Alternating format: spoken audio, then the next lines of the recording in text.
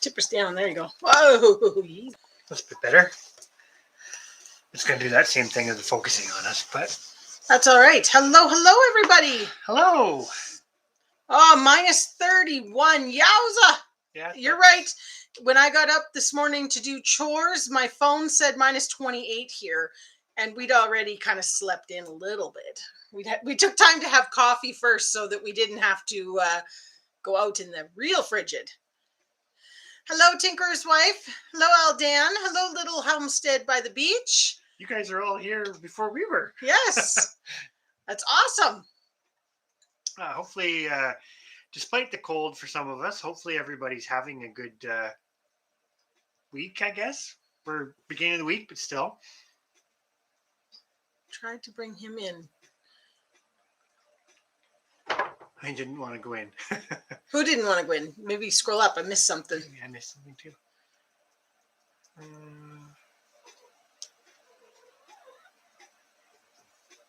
Oh, and hello, Northumberland Acres. Yes, hello. Had to scroll up. Hey, Tracy at Tomorrow Day Farm and Bev at Urban Homesteading. Hello. I hope everybody is doing fantastic tonight. I have a feeling most of us in here are cold, getting some cool weather.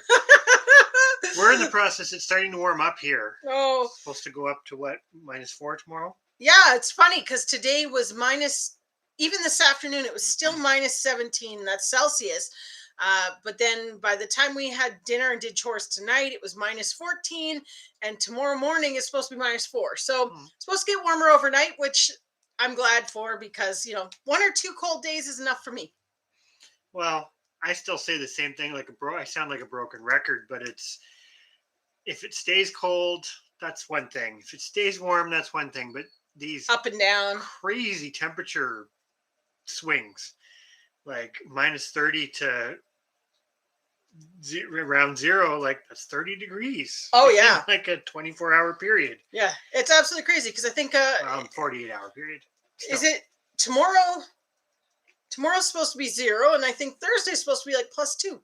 Yeah. Yet we were -30 last night. Crazy. Yep. Oh well. The animals have to be hardy, that's for sure. There's a video coming on that because, boy, the animals are taking hits this year with Dan was talking about their dog. Guardian dog. Yeah, but you know what? They're hardy. They're made for that. They don't care. It's like our Icelandic sheep. They'd rather be outside than in. Give them a building. They'll still lie out in the snowbank. Well, there isn't really a snowbank. It's an ice bank. Yeah. But, this thing likes to lay on the ice. No. It's been fairly warm. Yeah, -31. So you're about the same as us then. Tomorrow day. -31 there, yeah. 40. So you're getting what we had last night. You're getting it tonight. But I suppose you're probably getting a longer stint of it. I mean, well, we used to say though. I mean, we were kind of thinking back over the last 10 years, sort of thing that we've been doing this, and usually we get a 3-week period that we're cold, like -20 Celsius or colder for about 3 weeks consecutive. Mm-hmm. And this year, I mean, I'm going to touch wood. I'm touching the wood coffee table, but we are halfway through January, and we haven't had that yet. And it's already almost spring. You usually get your coldest, for us, we usually get the coldest week and the last week of January. Hey, and you often get another one sort of the last week of February. Yeah. Usually when I jump the gun and I breed the rabbits, thinking it's going to be beautiful, and then they're all having their kits and it's -20. So I'm going to go back up to the Tinker's wife's comment. That's awesome about having your apartment basically ready. Because being in limbo is not ever fun. Yes, so I'm glad that got sorted also a little bit. Slightly jealous on your more moderate weather. Well, we knew it was coming, though. I mean, it couldn't stay. We've been having phenomenal fall / start to winter weather. I see a little homestead by the beach saying they're staying around -15 yeah. for the rest of the week. That's not bad. I kind of always used to say, and I'm totally going to relate this back to livestock, when we raised ducks, it was kind of like -10. If you were up to about -10, nothing really minded it. But once we hit the -10, the ducks didn't like it. Yeah. And we were talking about that today. The geese are a little better. The geese went out. They went out into the yard. They wandered around. They went for a swim and had some food. But mostly they just lied with their feet tucked underneath them today. Yeah. Chickens were out fine. Chickens were out foraging and having a great... there's no deep snow, though. No. Yeah. So, but I definitely think they were finding it a bit chilly today. The rabbits and the sheep were content as could be. Yep. They don't care. Yeah. And the horses just don't like the hard ice. Yeah. Temperature's fine. But they don't like the ice. Exactly. Yeah. The cold temps make Tinker's wife's feet cold. Just thinking about it. Oh, I'll tell you. Hey, Remy, I could definitely use, I like what little homestead by the beach there, minus 15. Give me that and keep it nice and consistent. I don't even care if the nights are cold. Just keep it nice and consistent. Bit of sun. Sun helps a lot. I mean, even today out in the sun, it was lovely. Makes a big difference. I mean, that's the one thing that it doesn't actually make a big difference to the temperature, but it feels better. Yeah, Crucie's minus 32 with the wind chill. Yeah. So it's definitely getting a little bit chilly, but that's okay because we're only 2 months away from warming up again.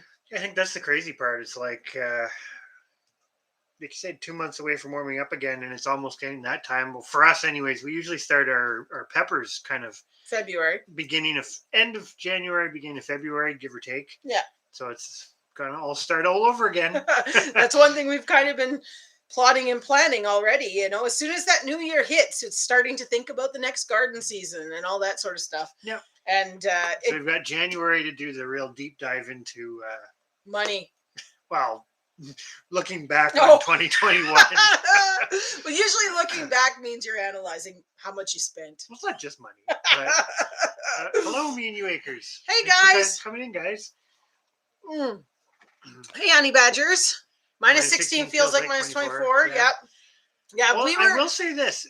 Almost everybody, because most of us are in Canada, not everybody, but almost everybody who's in Canada seems to have about the same, roughly. They've had the real cold snap and it's kind of coming back up. That's interesting because we're all quite spread out when you think about it. Oh, yeah, exactly. But we're all north of whatever latitude or is it latitude? Longitude? Latitude. So I guess that makes it. Oh, Tomorrow Day Farms is doing. I know. We saw in your video there that you were at the desk. You were planning. So hopefully it's some good plans. You'll have to share some. Good. I think all garden plans are good. I mean, I think there's something this time of year that planning the garden and looking forward, I think really helps you get through the kind of worst of it. Like this is that slump time where, I mean, like we were talking about the lack of fresh produce. I mean, we've got our first little sprouts on our first little round of lettuce. First round of lettuce. We finally decided we weren't going to use the grow room this year because we thought, it was so expensive last year to run the electricity and heater and that sort of thing for the grow room. And then this year, the price of lettuce and the price of everything is so crazy. Well, we won't go too into that, but we were kind of looking at the grow room because for, like Crucie was saying about starting his peppers, because we grow a lot of them, so we can't just put them on a windowsill. I think everybody's seen it. We usually grow way too many for that. So, well, what did we grow? We grew 100 and. Oh, I don't remember. 110. I think it was almost 110 peppers last year. Something like that. Yeah. So the grow room, when you get to having all of those starts before we can actually put them outside, it makes perfect sense. But it was balancing how much you could actually produce in there, like a little bit of lettuce, a little bit of kale. That's one thing. A room full of kale or lettuce. No. We're going to see how it goes this year. Yeah. Well, we're going to try to stagger better. In a whole bunch of stuff to keep it alive. Chris got fig trees last year, and our rosemary we brought in. The rosemary needs to be in the grow room for the lights, but the fig trees they're in the grow room mostly to save them from the cats. Chewing on them. Yeah, chewing on them, digging in them, that sort of thing. But yeah, Crucie, for us, we usually start them like we say. Either it kind of fluctuates, either end of January or beginning of February. They don't grow a whole lot in the first little bit, and then not especially if you keep the lights. If you've got grow lights and you keep them low over them, that's what we do. They get started, and then they get about maybe 2 inches high, and you keep those lights there, and then they're putting all their energy into growing those roots instead of just putting it into height on the plant. Hmm. And then usually it's not until April time that we really bump the lights up higher, so Well, the they plants start to I grow. find they're pretty slow. Yeah, Peppers are just slow. they're slow. Yeah. Um, But but definitely, we're looking at that come February time to get them started. when it's snowing and blowing, it's all about warm thoughts. Oh, Exactly. yep. Well, Um, I'd like to have some snow. well, that's one thing. I'm sure Tracy's not necessarily feeling this way because she Yeah. has snow, but it's kind of a either have it and stay or don't have it. It's Well, like I we've say, got that we've back got and that forth is dilemma of tough. was it we were in Creekside Maples live just before ours here, and he was talking about the fact that they had a foot and a bit of snow, then it rained, and now they got 6 inches of ice, and Hmm. that's basically us. I mean, like, our driveway is like that thick, and there's deep ruts where you drove, and it's just ice as you kind of go in there. But hello, Kim, how are you? Welcome to the chit chat. um Um, yeah, little homestead by the beach is kind of the same. Able to start them around mid-February without the heating pad. yeah. One thing we do is just because we have it, we always start them very close to the wood stoves. Yeah, so they we still do get some of the supplemental heat. well, and we do them in a little, like, a Ziploc bag with the paper towel, and kind of just we let them sprout, and then just plant the ones that That actually come up. And you get actually sprout. it kind of it works nice because then you know exactly how many. Well, that's just it. You're not kind of waiting for things to come up in the pots and going, well, maybe it's not going to sprout, maybe it's whatever. We start our eggplants that way, the tomatoes, Mhm. the peppers, pretty much everything we start that way in a little baggie so that they sprout, so that we know what we got. Sometimes they actually get to the point that they have leaves in the Lots little if you baggie don't, because we don't get them planted yeah. soon enough. But hey, Definitely, Kim, jealous on the temperatures. yes. um, Yeah, send some of that nice weather here. that definitely works if you don't like. It's basically whatever works for you. For our house, we've got windows, but a lot of them are fairly small. We have kind of one big one where we used to live. We had a huge like patio door that we used to put things in front of, and that worked really well because it got sun for Yeah. a huge portion of the day. And it was right above the heat duct. Yeah, so it worked excellent. So yeah, if that works, that use whatever works for you, Exactly. basically. Yeah. No, that's just it. So big plans, anyways, and I'm glad to see that other people are kind of on that same wavelength. That makes us feel like we're not jumping the gun, because we tend to jump the gun with a few things, and then we get so many in the grow room, and then it's not warm enough to move them to the greenhouse yet, and so we're kind of like, then we end up juggling and We're going to try to be better this having year. meltdowns this year. Yes, we're talking in this one about paying things forward and the good things, but this year we are starting on organization. I think that's hopefully going to make everything run smoother this year, staying a bit more organized. Now, this is famous stuff, last words. The more stuff you have going, the more organization is important. Yes. But, yeah. Yes. The one thing I will say, and if anybody gets the chance, little homestead by the beach had, and I don't remember what the program was that you used, but you had a great little program that I think it was Excel. It was just a spreadsheet, but you had it so nicely organized with your garden. I used to do that. Chris used to do that, and then we just expanded to being beyond. But it'd be nice to go back to that this year and keeping track a little bit more on what you planted, what you got, that sort of thing, especially as we move into going deeper after recording how much we grew and how much weight. That's something we're going to do this year too, is split that up better than what we did last year. Because, yeah.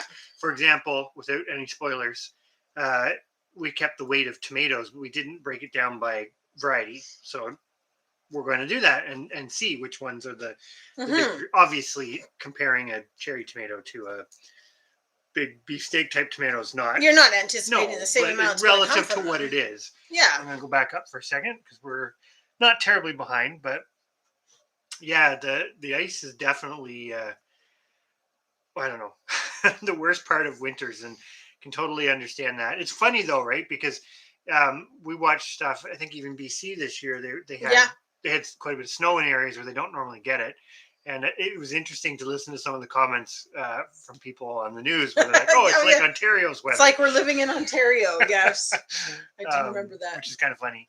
But that's awesome that you're starting a bunch of seeds, honey badgers. What are you starting? Just out of complete curiosity. Is it like, what are you starting? I'm always kind of curious on that. Well, and the other thing too we were thinking about doing was a little bit of sprouts. Well, we want to save a lot of seeds. The red Russian kale in particular. We want to try the sprouts, just to eat sprouts. But what Kim's talking about, the bugs. It's not cold enough to kill off some of the pests.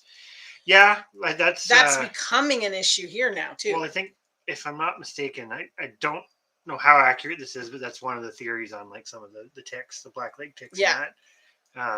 It's not going cold enough to kill them off now. Or put a dent in their population.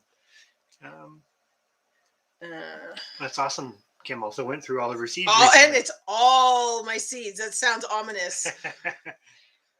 We try and keep them organized, try and keep them whatever. They've gotten split into 2 places this year, but everything pretty much got labeled. We still have all of our dried lettuce seeds hanging from the ceiling, and the sorghum, and the wheat seeds. They're all in bundles hanging from the ceiling. They're long dry now. We just haven't gotten around to actually taking the seeds off. Yeah. But we've got them all labeled with the green green masking tape. Yeah. And so they have their label around their stalk, so we at least know what they were. But some of them we know. Sorghum. But I'm talking about the lettuce because we have 4 or 5 different kinds of lettuce hanging. All separate. On that. So relative weight for space it takes up is definitely important. I think it's not that it's less important when you're doing it on a smaller scale, but you can rationalize some things that obviously a larger scale producer wouldn't be able to rationalize, right? Because things can have kind of get into a different topic than I guess we're thinking of going. That's okay. We'll get back to it. We'll come back. We always do. But values are not when you're doing it from a homestead perspective to feed yourself. It's not just monetary value, because some things can have, like we talk about this all the time. I'm going to say it with meats, right? Which I know is not the same as seeds, but different meats have different values if you were to buy them at the grocery store. And rabbit, for example, would you buy rabbit as a staple? Probably not, because its price per pound at the grocery store is quite high. But when you're producing it for yourself, it's different. The metrics don't shake out equally. It's like the lamb. The lamb is the same way. And there's multiple factors. I think the plants, it's more complicated because something can still have a lot of value even if it gives you very little. Pending, like I'm thinking like spices and things, right?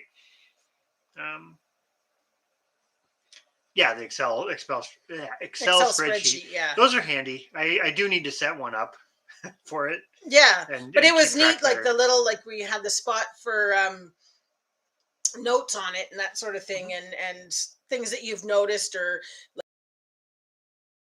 like our snap peas. 2 years ago when we planted them here, they did okay, but we thought we'd planted them too much in the sun because they seemed to just kind of go really fast. So then last year we planted them in a different spot, and I think it was too shady, things like that. So those little notes would be nice to kind of keep in there. And then you can kind of look back to hello, Mr. MT Homestead, on bigger things. Chrissy's going to look up a sprout place. One thing about sprouts, and I think I've talked about this before, and this is kind of was half of the experiment with the red Russian kale, was sprouts are great, but if you could grow enough seed, which the kale definitely did, if you could grow enough seed that you had enough to not only replant, not only share, pay it forward, but also use as the sprouts and you're getting 2 products, well 3, right? Because you're getting the seed to keep it going, in the case of kale, but you're also getting the sprout. So it's like that suddenly makes that a much heavier hitter, especially for like this time of year. You're not going to necessarily eat those sprouts in any number in the summer when you've got lots of other stuff. You might a little bit, but now when you don't have that stuff, it's like there's a season extender in a way. I think I'm going to go back up for a second. Yeah, it scrolled a little bit. These are just keep beside you. That's true. I don't have to lean forward. Yeah, we're having a laid back kind of day. or night or evening. Um, Um, so yeah, you talk about Chrissy's. Yeah, keeping like a record of what you've got on the seed front. That's the thing too. Like every year you got to pull it out, and well, you do anyways because you're updating and rotating, and we always kind of eat the seeds or get rid of the seeds that are a year or two old because we've managed to replace them with new. But it's good to have those just in case you didn't get them that year. But we need to, yeah, it's just something to record nice all to that just keep track. information. It's Yeah. like, if you don't, it could be There's too much running around in here. It could be as simple though as like you try a variety and you don't write it down anywhere, and then like I do this. I actually kept a seed packet of the one yellow pole bean that we grew, the Necro Gold, because I couldn't remember the name. But if you don't write it down, then you kind of well, and you're terrible that. because you do the thing where you dump all. If we try something new, Chris buys say 4 or 5 packs of the seeds because he's obsessive seed collector, and dumps them all into our little jars that we save our seeds in, and then he throws out all the packets. He just keeps a little label that says like the tiny whatever seed it is, drops it in the jar, and then walks away. Works. It doesn't work because then you either lose the little label or it gets covered in the seeds or whatever. Anyways, I like having the packet because I like to read the details rather than have to go to the internet and go how far they need to be spaced and how much. Both methods have their merits. I'm definitely I'll check that out, Tracy, because is that the one that does the bananas? I haven't checked out your post, but I will check that out afterwards. But for that channel, but that'd be interesting to look into. Anything that can extend your season for certain things. Well, there was one that always posted on, I think it was the Ontario Homestead Prepper or Canada or Homesteading Canada or something like that. That was just in Quebec that had the big greenhouse attached to their house. Between their garage and their house, they built the greenhouse, and they had huge, gorgeous like citrus fruit trees and stuff inside. A lot this of things space you couldn't grow otherwise. Yeah, but, it was really nice considering they were a lot colder climate than us. So that was cool. You've done the experiment and it didn't work. And then it kind of reinforces what works well for you. And I think experimenting is great, but experimenting for the sake of experimenting sometimes is not necessarily the best idea. So when you get a learning outcome like that, then these are the ones that work for me. I'll stick with them, and that's I'm curious great. as to what you end up deciding, Bev, for your sandwich tomato.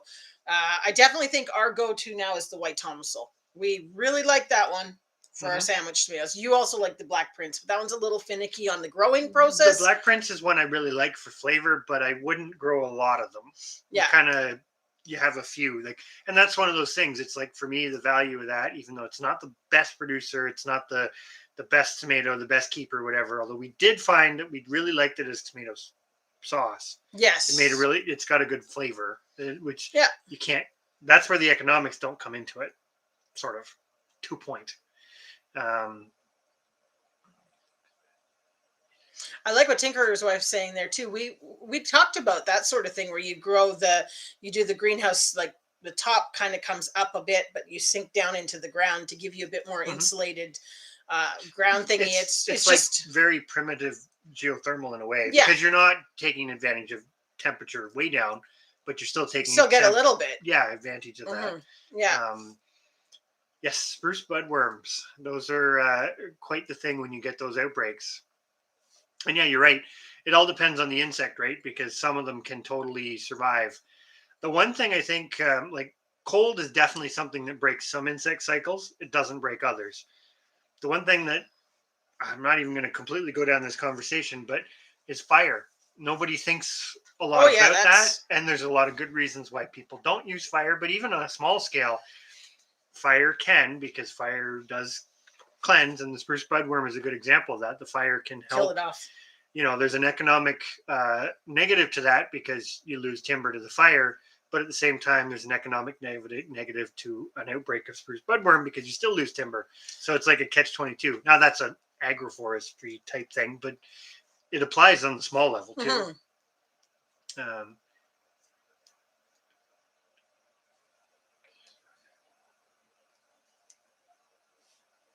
Okay, so mild autumn means your weekend. That's interesting too.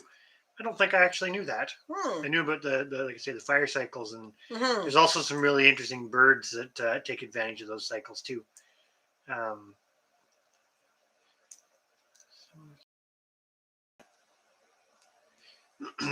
yeah, we're definitely gonna check it out because I agree with the Tinker's wife. Trying to figure out things that are a bit Yeah. more Well, extending what you can grow. and as much as it sounds bad, trying to simplify things like the having to dig stuff up and bring it in or put it in pots and move it around, it's much easier just to leave things where they are. So if we can figure out a way to do that. Okay, she said he grows figs and table grapes. Well, the figs is, Okay, yeah. I will say this. So you got them for me. We purchased 3 What are of those? the Chicago Hardy figs. Had never had fresh figs. I don't know if you got to try it or I not. did. I didn't like it, but I do like figs. Like I love date squares and I things was like that. surprised. So I thought it I did not tasted like quite a them bit better than I fresh, thought. but they kind of reminded me of a kiwi, and I don't like kiwis. Yeah, the one in Quebec, and I can't remember. We had to. Yeah. You probably have to dig it up, but yeah, they had quite the thing going on. Yeah, that wasn't a YouTube thing. It was just it was Oh, that's somebody cool. in the Facebook. Remy's coworker grows orange trees. Oh wow, cool. Okay, I've seen people grow the little oranges and they just bring them in and out. Like, well, I'd like to get some Myers lemons, because yeah, for us, lemon would be quite. I don't know if you could actually grow it to the scale where, like for canning, you'd probably still have to buy lemon juice, oh but it yeah, would still be nice to have it. See if you could actually do it on a big enough scale to do something with it. Um, Thank you for sharing that too, Crucy. I'm going to open that in another window. we always end up after our lives going back later and Checking things checking out. all. We end up with like 12 windows open, and then we have to go through and go, "What was that about?" and look through everything afterwards. Me and you wants to do a greenhouse attached. It's a good idea. It's a Yeah. very good idea. We'd actually talked about putting one off the barn because the one wall of our barn faces south, and it would be perfect. And then you'd have the heat from the animals in. Seems very warm in there today, No, but you still. but you'd still have some heat coming through.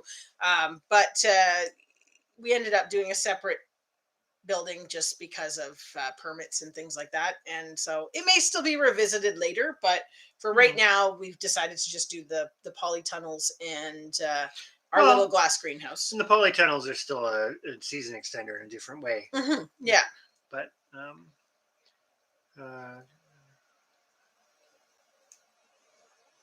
yeah, Dave and Amanda, they've got the wood stove in it, I believe, which is another definitely a way awesome to do it. way to do it. My parents used to, the place that they bought when this is like 40 years ago, it had 2 40-foot greenhouses, and in the greenhouses was a wood stove, and what they'd done was they dug a hole and sunk it down so that it heated the soil. It was very interesting. Well, you're taking advantage of that same thing. Yeah, so the fire was fed. It was like a slope thing to get to the front of the wood stove, and then it was, I don't know, it must have been at least 3 feet deep. Yeah, if not more. But it was interesting. We kind of talked about that sort of thing as well for if we were going to do it. Well, it's all ideas. It's just the feasibility of actually doing it. Well, yeah, exactly. And our season actually isn't too bad. I mean, if we get the polytunnels going, we'd be able to grow most greens and things like that until December, and you'd be back up and running in March. And like Tracy was saying in her Canadian Seed Challenge video that we did watch today, yeah, the greens are important, right? Like, and they're the hard one because you need the space to keep it going, and you need the succession, and you need the. So I don't know. They're definitely something that makes sense to put the resources into. Yeah, at least in the short term. Yeah, but that's really cool about the oranges, and that so many of them came up. Huh. It'll be interesting to follow along with. I haven't done that. I have planted them. I used to have a pretty big lemon tree, but you never did. It never fruited or anything. But there could have been a lot of reasons for that. Oh, that's cool. Tinker's wife. There's a nursery nearby that's bringing in. That's good. I have noticed, not last year, but I think with just things, a lot of nurseries did kind of key into that the ornamentals are nice, but a lot of people want the edible stuff. Yeah.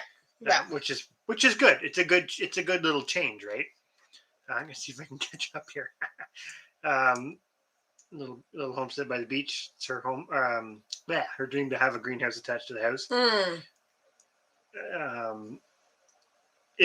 I think it especially, I don't know if you heat with wood, but that's one thing for us too.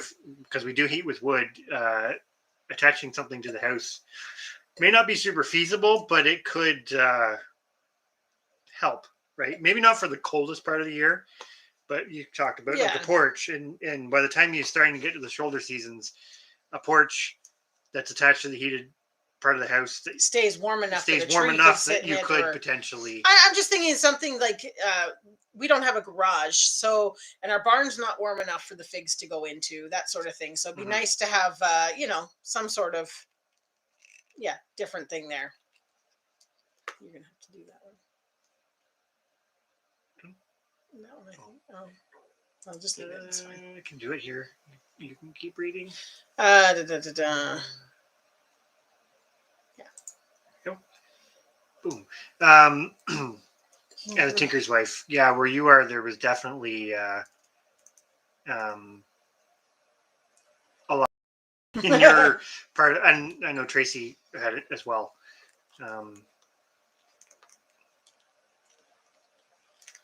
Yeah, like the lemon. I'm kind of not reading in order. Sorry, the lemon peels are good cleaners.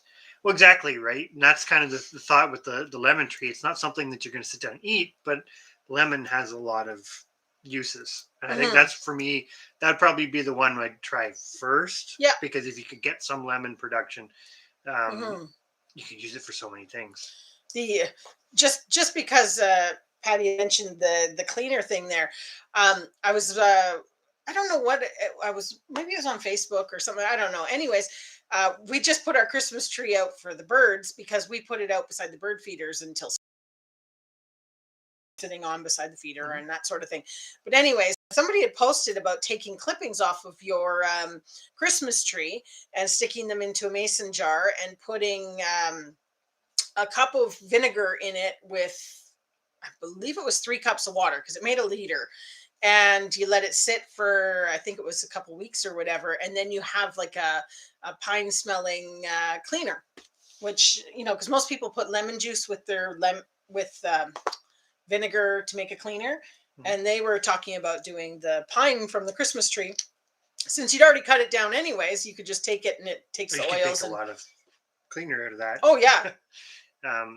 Honey badgers, was your aunt's tree like started from seed? Just I'm completely out of curiosity because I think we have talked about this before. I've looked into it, not as much as I probably should, but about like, this is the lemons. Yeah, the lemons, or the citrus in general, because there's some of the other citrus trees would still be worthwhile. It's just, for me, I think the lemon is it's just allowing enough time.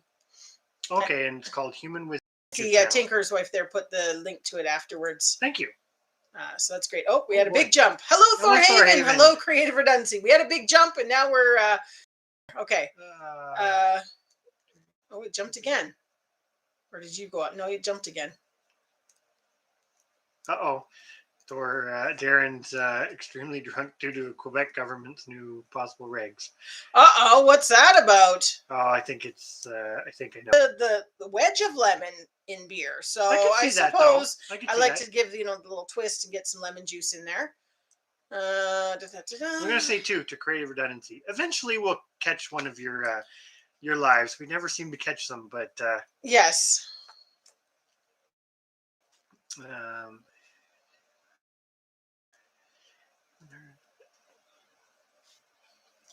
Thanks. Lemons are awesome. Tax. Oh, the tax on. Now I'm curious. Maybe it's not. Wait a minute. Is this a? Well, anyway, is this the thing about vaccination stuff? I'm not sure. Tax on it. Anyways, I only heard something as I was driving today on CBC, because of course I was watching CBC or whatever, about that they were going to start, anybody that wasn't vaccinated was going to have to pay a tax because it was costing so much to healthcare. But I don't know if that's what I heard proper or not. But that was something for Quebec anyways. Well, I'm going to say, as we let the chat kind of roll on that kind of Not that we have any bad news or anything, but we're just kind of one of those days, and that's Yeah. why we titled it, "Paying It Forward and Other Good Thoughts," because we've had lots of positive discussion in here, which is great. But I think, Yes. But maybe we should touch on the topic a little bit because we kind of wanted to discuss what people were doing. That's one of our kind of goals for 2022, along with being organized, was to work harder at paying things forward. And I'm not. It's not even paying. Maybe it's starting things. I don't know. But like for example, the Canadian Seed Challenge and stay. Sorry, I'm watching the chat because it was about the vaccinated. Chris, you confirmed that. Um, anyways, the Canadian Seed Challenge, getting people started. I mean, Chris and I are avid seed collectors. We save way more seeds than we will ever need. And yes, you have the option. You could start a store, you could sell, you could whatever. That's not really what Hickorycroft Farm is about. So that's where we're for us is getting those seeds out to people that need them.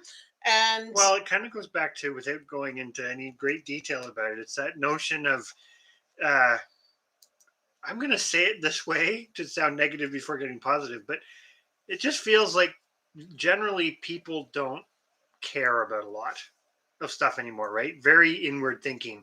But like all the stuff that we're doing, not just us, but everybody in here with the growing their own food and this, that, and whatever, like that's a very, it's looking backwards in a way, but it's very progressive in another because um, you're trying to do those little things that basically makes your life better. hey, Bluegrass Bound. So it's worth caring about that stuff, and part of that is sort of like, we're not plugging the Canadian Seed Challenge by any means right now, but No, that's always sharing seeds, sharing information, sharing.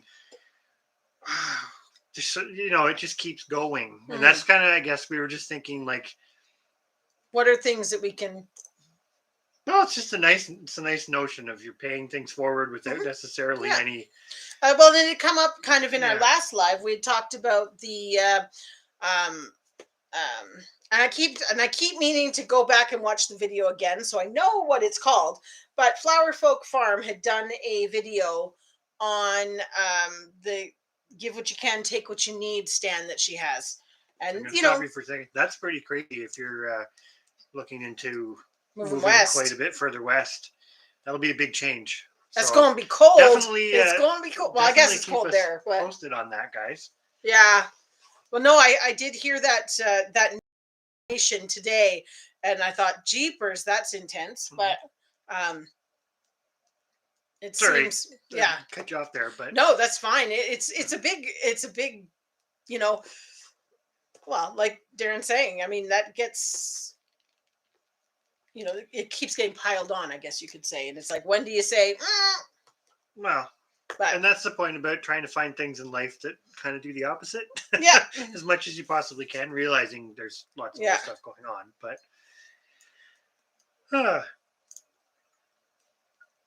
hello, Caitlin's family farmstead. yes. Hi, how are you doing tonight? We've maybe.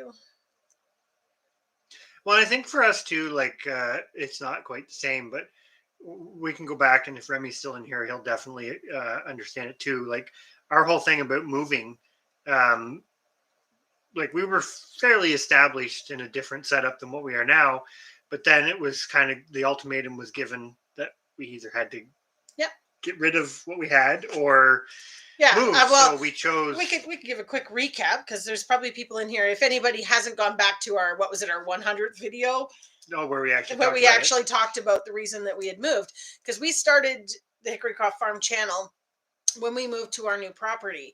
And basically what happened is we were trying to become self-sustainable homestead at our old property on 7 acres, not quite 7 acres.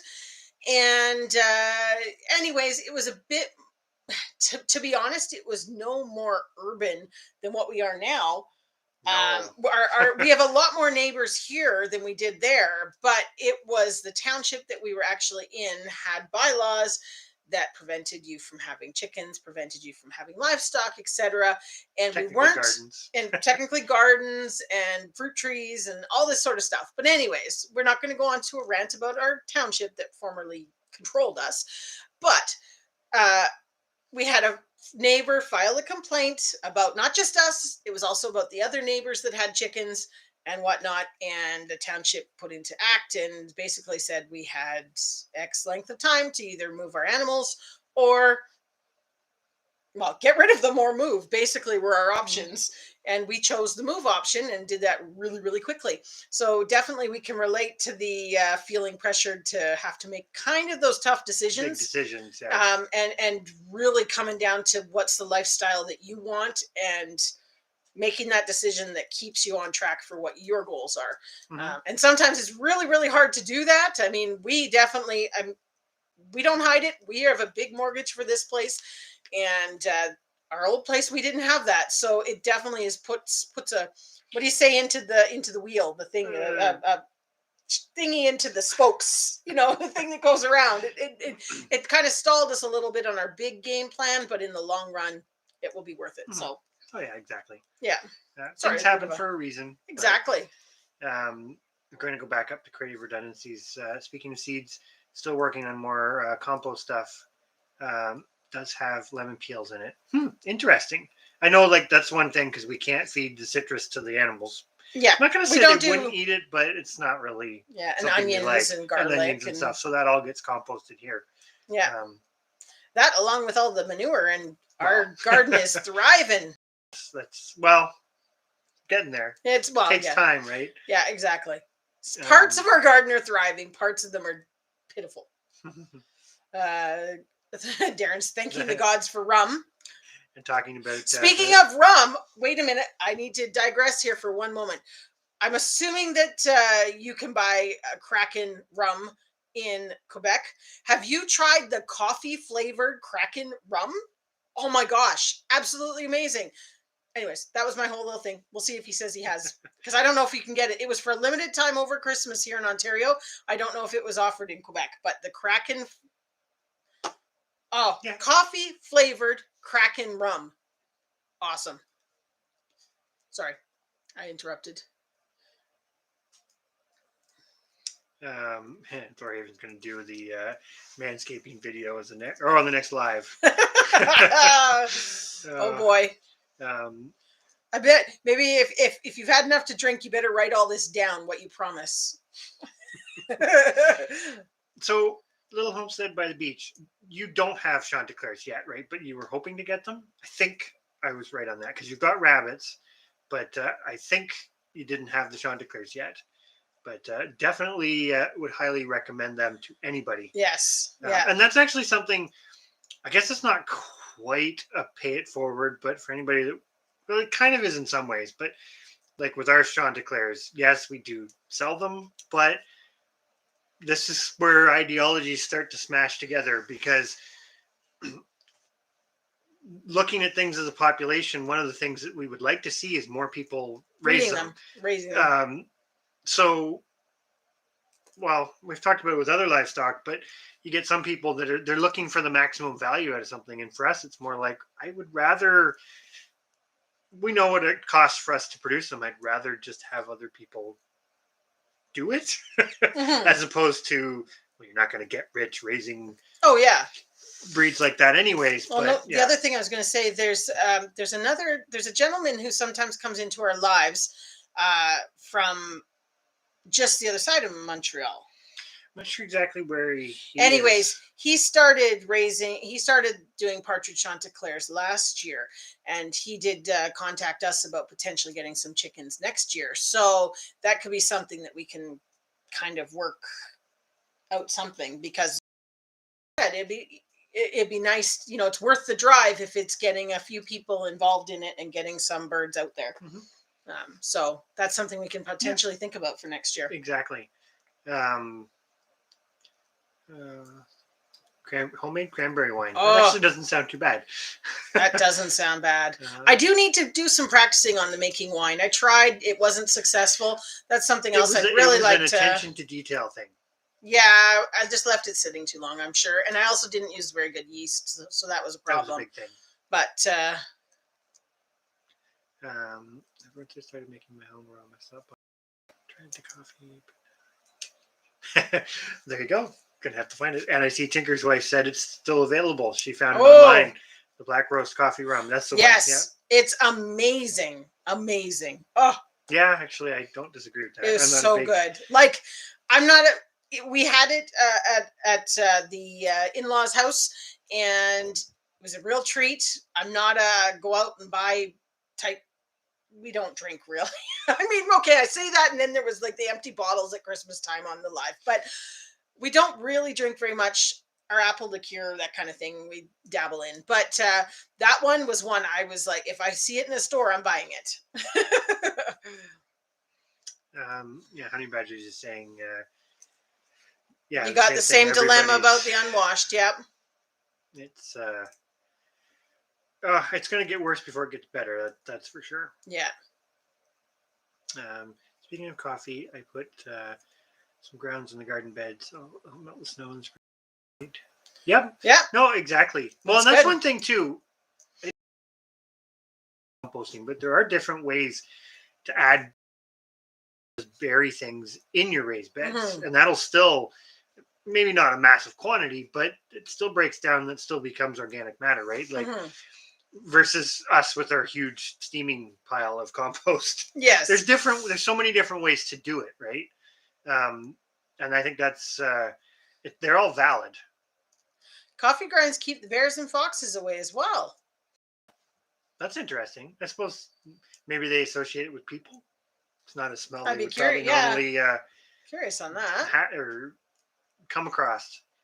I don't remember mine. He makes it. I would really like to get into doing some of the wines. We have a lot of wild grapes here, which I'd really like to try, and I do want to do the apple wine. Like one of the things, I'm going to kind of digress here for a moment, but it's like the black currant wine. That was one from I always reference back to Anne of Green Gables. Marilla was renowned for her black currant wine, and that's something that we've talked about trying to get going with because I believe it was Plowman's that talked about the fact that the black currants are the ones that do so well because even the birds don't want to eat them.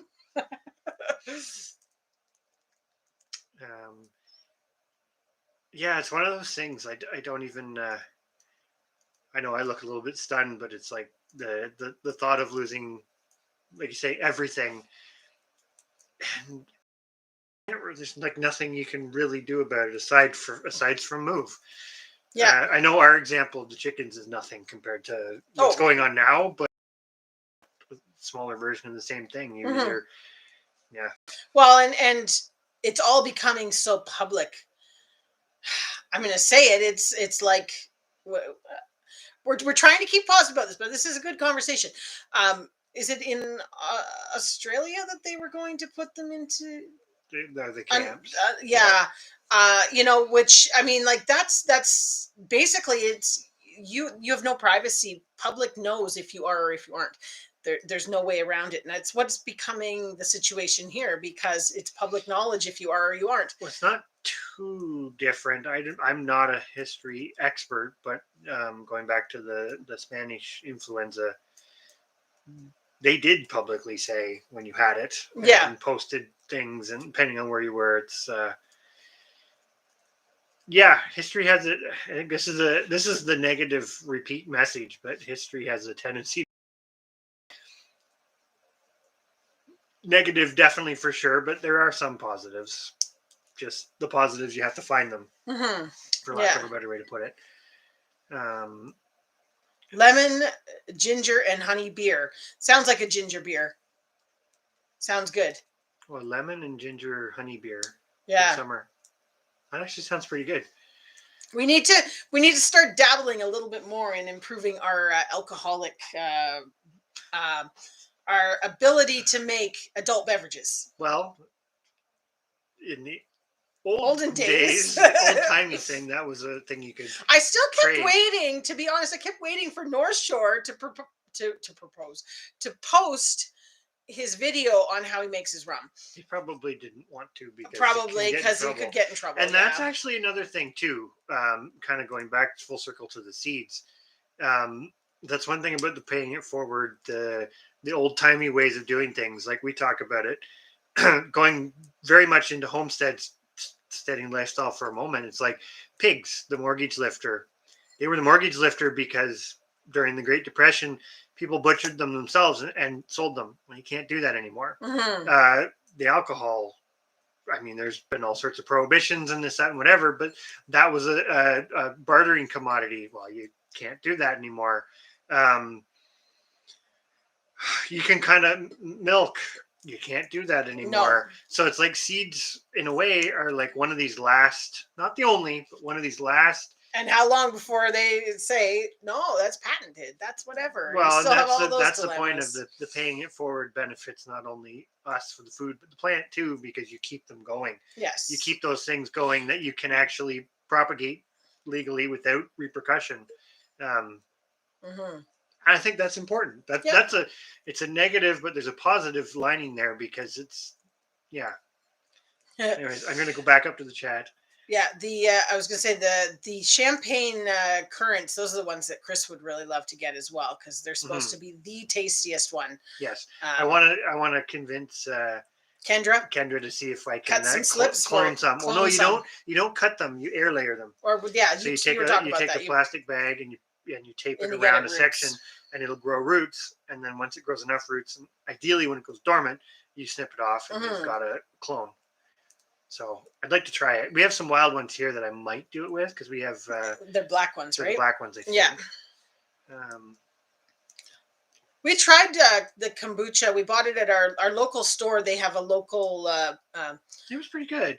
And that was company that makes it locally, and it was actually really good. I can't remember what kind it was, but it was really good. I was quite surprised. So it might be something that we delve into a little bit too, because I know a few channels that we follow. I've seen them post videos on making it, and I'd never thought I would make it because I didn't think I was going to like it, but it actually was pretty good.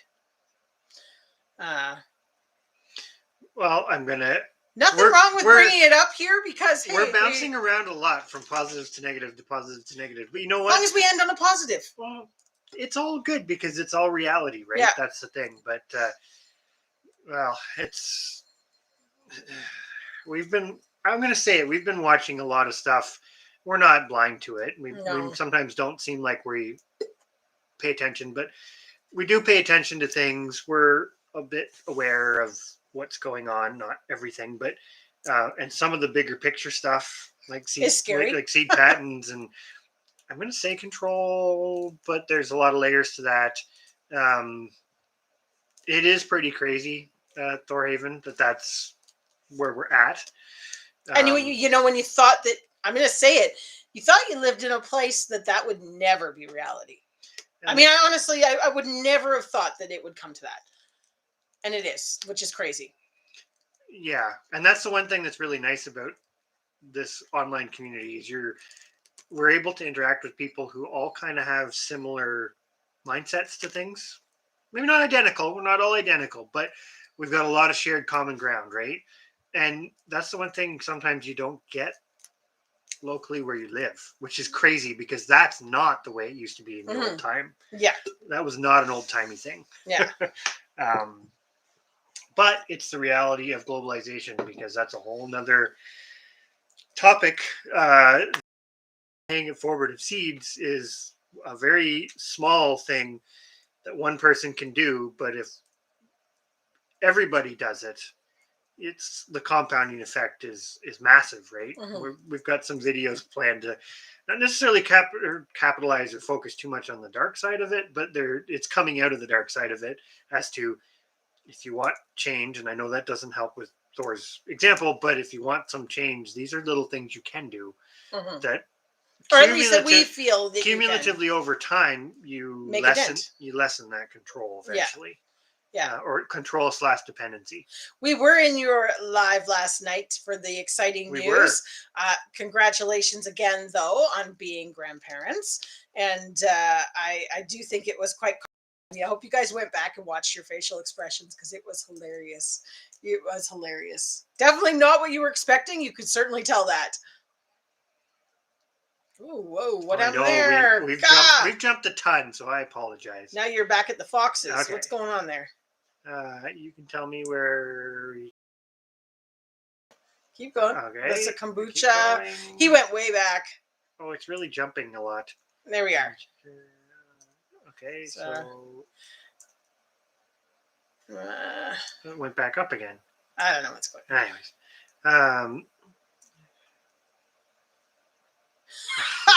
You just got organized and then it. Can you use your scroller instead of that's what I pumping just did, and it just went Oh. all crazy and stuff. Okay, it's okay. We're at the right spot. We're fine. Okay. I'll need to be washed and not be able to meet the grandbaby as she's in Michigan. Ah, Yeah, for the border stuff. that sucks. Um, But if they are, they could come here. so Isn't that the thing now? Because isn't Kent? I'm not sure what the rules are anymore. Honestly, little homestead by the beach. Are you talking about the lemon? Was it lemon? Lemon beer. Yes. Yes. That would be a good one. The lemon ginger honey beer. That would be a very good one. I'd be very interested in knowing how to make how you make that. And Darren is definitely the alcohol. Now, expert. the one thing I'm going to say, going back to the little bit earlier in the conversation, why don't you move closer to all of us, and then we can just have our circle. There you go. Well, that's definitely. Although saying that, I don't think there's much for sale around here. They But tried prohibition here in the U.S. and Citizen Food didn't work. Well, and this is the thing, though, right? With and I'm going to say it with at risk of getting way behind in the chat. It's like the seed stuff. I know I keep going back to the seeds, but there's so many things that lately, as in from the 90s on, have just kind of sat there and nothing's really happened, which is very different, for example, from the prohibition thing. Like you say, it didn't work. It's never really worked anywhere for any length of time. But yet there's these other things that people are more, it's almost like we're more complacent. Yeah. Collectively now. Yeah. I'm just going to leave that little tidbit right there. Hello, Boots Bounty Homestead. Sorry, you've probably been in here a little while and we've only just gotten to your comment, but welcome to the chat. Yes. Hope you guys are good tonight. That's awesome that Caitlin's Family Farmstead's been watching a lot of propagation. Yes, and I hope that you videos. do a seed wish list video. Anybody in here that is a Canadian homestead, I think a lot of them have already done. But if you haven't done a seed wish list video, get it out there. Tell us what you're looking for. It's kind of a nice little thing that is a way for us to pay forward. And others as well, not just us. There's other people that are watching these videos and sending seeds. I know we've received a couple seeds already, and we're going to do a video kind of opening a bunch of stuff. But definitely a great way to share and get it out there. So paying it forward. Definitely going to the Tinker's Wife thing. Yeah, too much of the bad stuff can really affect one's outlook. Absolutely. Feeling not for any of the reasons that others have right now, which are way bigger than mine, but yeah, it doesn't take much to it's like this conversation, we're jumping back and forth the negative, and it's like that's life right now. It's yes. And yes, Eldan, I was about to say, Eldan, we just need your PO box and address. We know how to get to you, but we can drive to you, but we don't actually know your PO box address. So, do you still have our email? If not, hickorycroftfarm@gmail.com. Send us your actual address. We actually have the seeds. The seeds are packaged. They're ready. I just have to get organized. And if there's anything else you want at the same time, just let us know. But we can talk back and forth over email. That was another thing I was going to say to anybody else that's in here. On Hello Sandy Toes, that's on interested in being part of the Canadian Seeds Challenge, that sort of thing. If you want to do a wish list, great. If you don't want to do a wish list and you just want to contact us or contact somebody if you see something that they have that you'd like to trade for, or just you're looking for the seeds. I mean, that's the idea of this whole thing, is to pay it forward, be generous, not think about what you're getting or receiving, but think about giving and sharing so that the seeds stay going. Basically, that's the hopes from this, is to as we've kind of talked about here with the I forget what Darren's calling it, the washing. Is that what is that what we're talking about? Yeah. With the washing and taking the power out of somebody else's hands and sort of saying, we're going to figure it out on our own. And so this is our way of kind of sharing seeds and keeping everybody able to grow their own food without kind of control of. The problem, like Darren saying, that he's seriously looking at alternatives, which I totally get. And I know Honey Badgers is saying things are really different where she is too, which again, I totally get. Like when the very fabric of what you're building everything, you're basing everything on changes that much. It's like you're at an epiphany of what do I do kind of moment. And sometimes the options aren't really great. And the other problem is too, I know we keep jumping back to seeds, and seeds are not the solution to the immediate problem, but they are to the bigger symptom, because I'm going to say it's consumerism. And we're animals in one sense of the word, because we're not plants. We don't photosynthesize. So all we do is consume as individuals. We have to keep alive. But it's the excess consumerism that got us here. And that's really the only way out. Is to stop being such consumers. Yes, because you reduce the dependency. And I know we're talking to quite a group here that you get it. And I'm sure we sit down at the table and go, okay, how can we be less of consumers? And we look at things and go, we don't really buy a lot. We really don't. I mean, we buy essentials, the things we need, but we don't buy a lot of extras. As I look back and see piles and piles of fabric, but those are essential. Those are essential. It's useful. It's useful. But anyways, that kind of knock-on thing of trying to bring down our consumerism, sharing, buying, we all do the thrift store shopping, things like that. But that's it. I'm going to go to Bev's. That's good. That's some very positive news. And positive news deserves celebrating. Exactly. For lack of a better way to put it. That's fantastic news. Whenever anybody can get it. Yeah. Well, that's just it. You've got to, Well, and I'm going to say this here that I probably wouldn't say in a video, because I think it's very complicated. But like Eldan saying, those in the live get all the inside. It's like being part of the family. You're on the inside. Homesteaders are the most prepared, and I think that's one of the big things about saving money. A lot of, I'm going to say it this way. Yeah. The fanciful side of homesteading and some of the big YouTube channels, I'm not going to point any names or whatever, but there's always that side where it's like, we can make money, it's profitable. It's not. And if you can do it where you're doing it to save money, that's better, because then again, it's a knock-on effect. You're not in debt. You're not in a constant negative feedback loop. It's like a big farm, right? I'm going to pick on dairy farms for a moment, because I know some local ones that have gone. We're not talking, because I'm just saying local, because that's my. I was going to say there's only one dairy farm in here, I think, and don't think it's directed at you, because it's not. This is just my local experience with it. There was a point where, as a farm, a lot of the farmers in our area had to decide: do I constantly go into debt cycles to build the farm to keep it going, or if I don't do that, there is no way to keep it going. And those farms their quota got bought up by the ones who were in the constant debt cycle. That were willing to, yeah. So it happens everywhere. So if you can reduce your cost or save money, it definitely makes you more prepared. Yowzers, 300 acres across from you, me and you. We could all move there. I wouldn't even know what to do with 300 What would you do with 300 acres? Oh my goodness. Oh, brew your own. Brew your own. That's a good idea. Oh, whoa, that was a big one. Oh, no, it didn't. It went back. It's being weird, so I apologize if we miss anybody's comments. Yeah, if we miss something, just write it again. There's a lot of us wondering what to do. They're making it very difficult. It's crunching your freedoms, really. I mean, and they're doing it in a. I'm gonna say it. Did we ever really have them in the first place? Well, yeah, it was an illusion that we had freedoms. Yes, it's an excellent illusion, right? Because it's like having livestock. Don't kick that. It's like having livestock when you're responsible for providing all the needs, when you're responsible for providing all the needs, that's an expense. If you can get the same thing out of something that you don't have to own or look after. Yeah, I'm just going to leave that one there without any further whatever's. And of course, none of it's to be sustainable.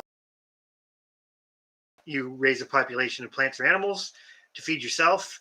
You get to the point where you aren't just going to exponentially keep having more and more and more and more, because that comes with a cost to your environment and your carrying capacity. But everything we have is based on perpetual growth, Yes. which has got to be the biggest pull the wool over your eyes trick, which benefits the few at the expense of the many. Exactly. And leads to where we are. Because I am going to go to what Remy said. He said he's pro-vax. I will say it. I'm not necessarily pro-vax, but I do understand some of the science behind it. But I also see the profiteering from it. Yes. And there's a fine line there. I wonder if we are potentially getting to the tipping point on that fine line. And I will just leave that one there. Until later on when it comes back up in the comments when we get there. Usually that's how our lives work. They get deeper and deeper as we go. Yes. Deeper and those that really enjoy the deep, they just stay there and they get more absorbed into it. Well, we know Thorhaven's in for the long haul tonight because he's drinking, and when he's drinking, he stays up. You know, honestly, Sandy Toes, that's an awesome gesture. Yeah, we actually had But I'm gonna say this. I love it, but I'm gonna say, see what you can do in your own area. Yeah. Because that would definitely be beneficial to people elsewhere. But at the same time, I guess take that initiative and see what you can do locally. I said like within Australia, right? We'll call that local. But that's a good example of the passing it forward, because exactly you wouldn't be able to reap the benefits of it because of where you are for a bunch of reasons. A lot of them are very legitimate. So thank you. I guess that sets the tone of. I guess this is where I was going with the caring. I don't feel like anyone in particular, but I feel like just society doesn't really care what happens anymore. And it's little gestures like that show that people do care. I know, like, people in here care. Yeah. That's not where I'm not saying that nobody cares. I'm just saying that seems to be the big ideology. It's like a false care enough to be whatever about it. And I don't know, care about the things that you can actually do something about, because it's like that.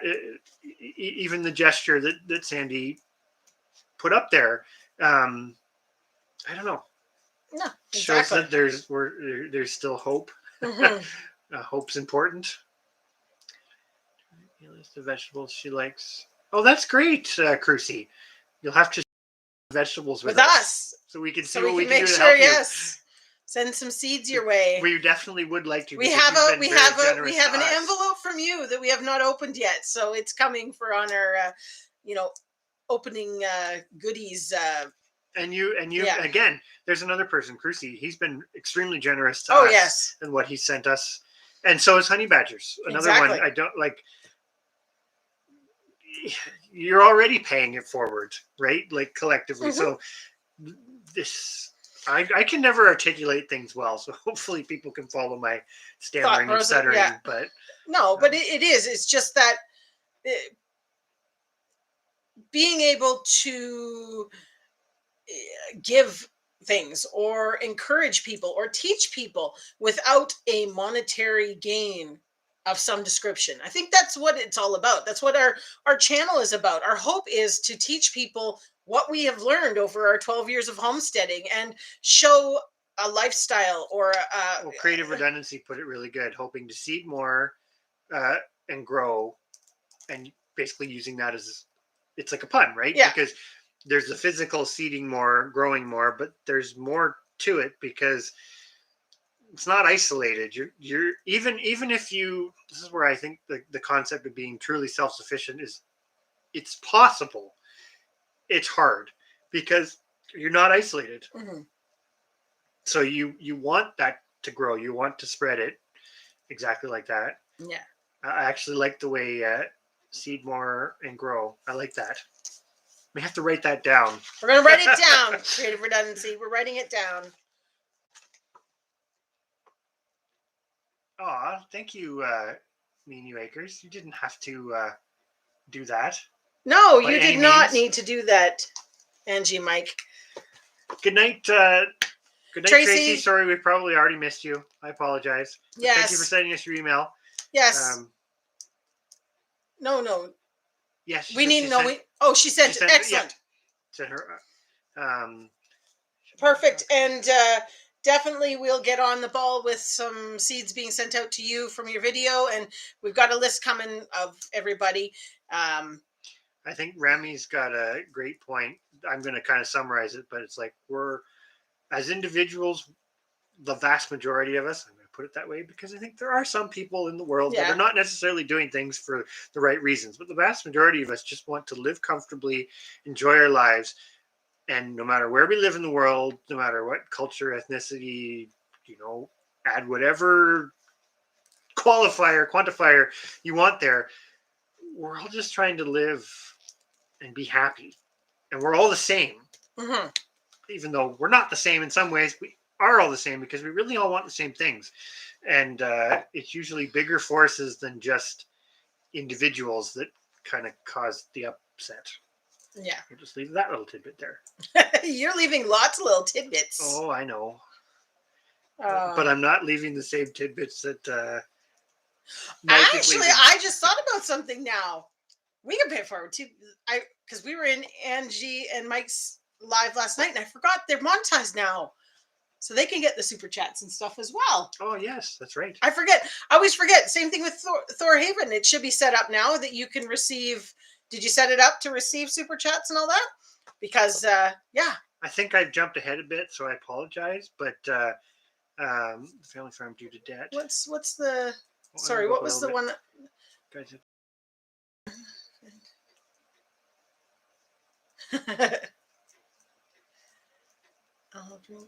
Well, there's definitely lots of encouragement going on. I think it's good, right? That's because good. Yes, it's all difficult discussions. Tinker's wife. I know you were leaving, but I had to sell the farm because of debt. Working a regular job along with and still no profit. Yeah. Well, I'm going to say it if anybody hasn't seen it. I think it's still on Netflix. The show Rotten. It was a really interesting one, and the one on chicken farming really summed it up.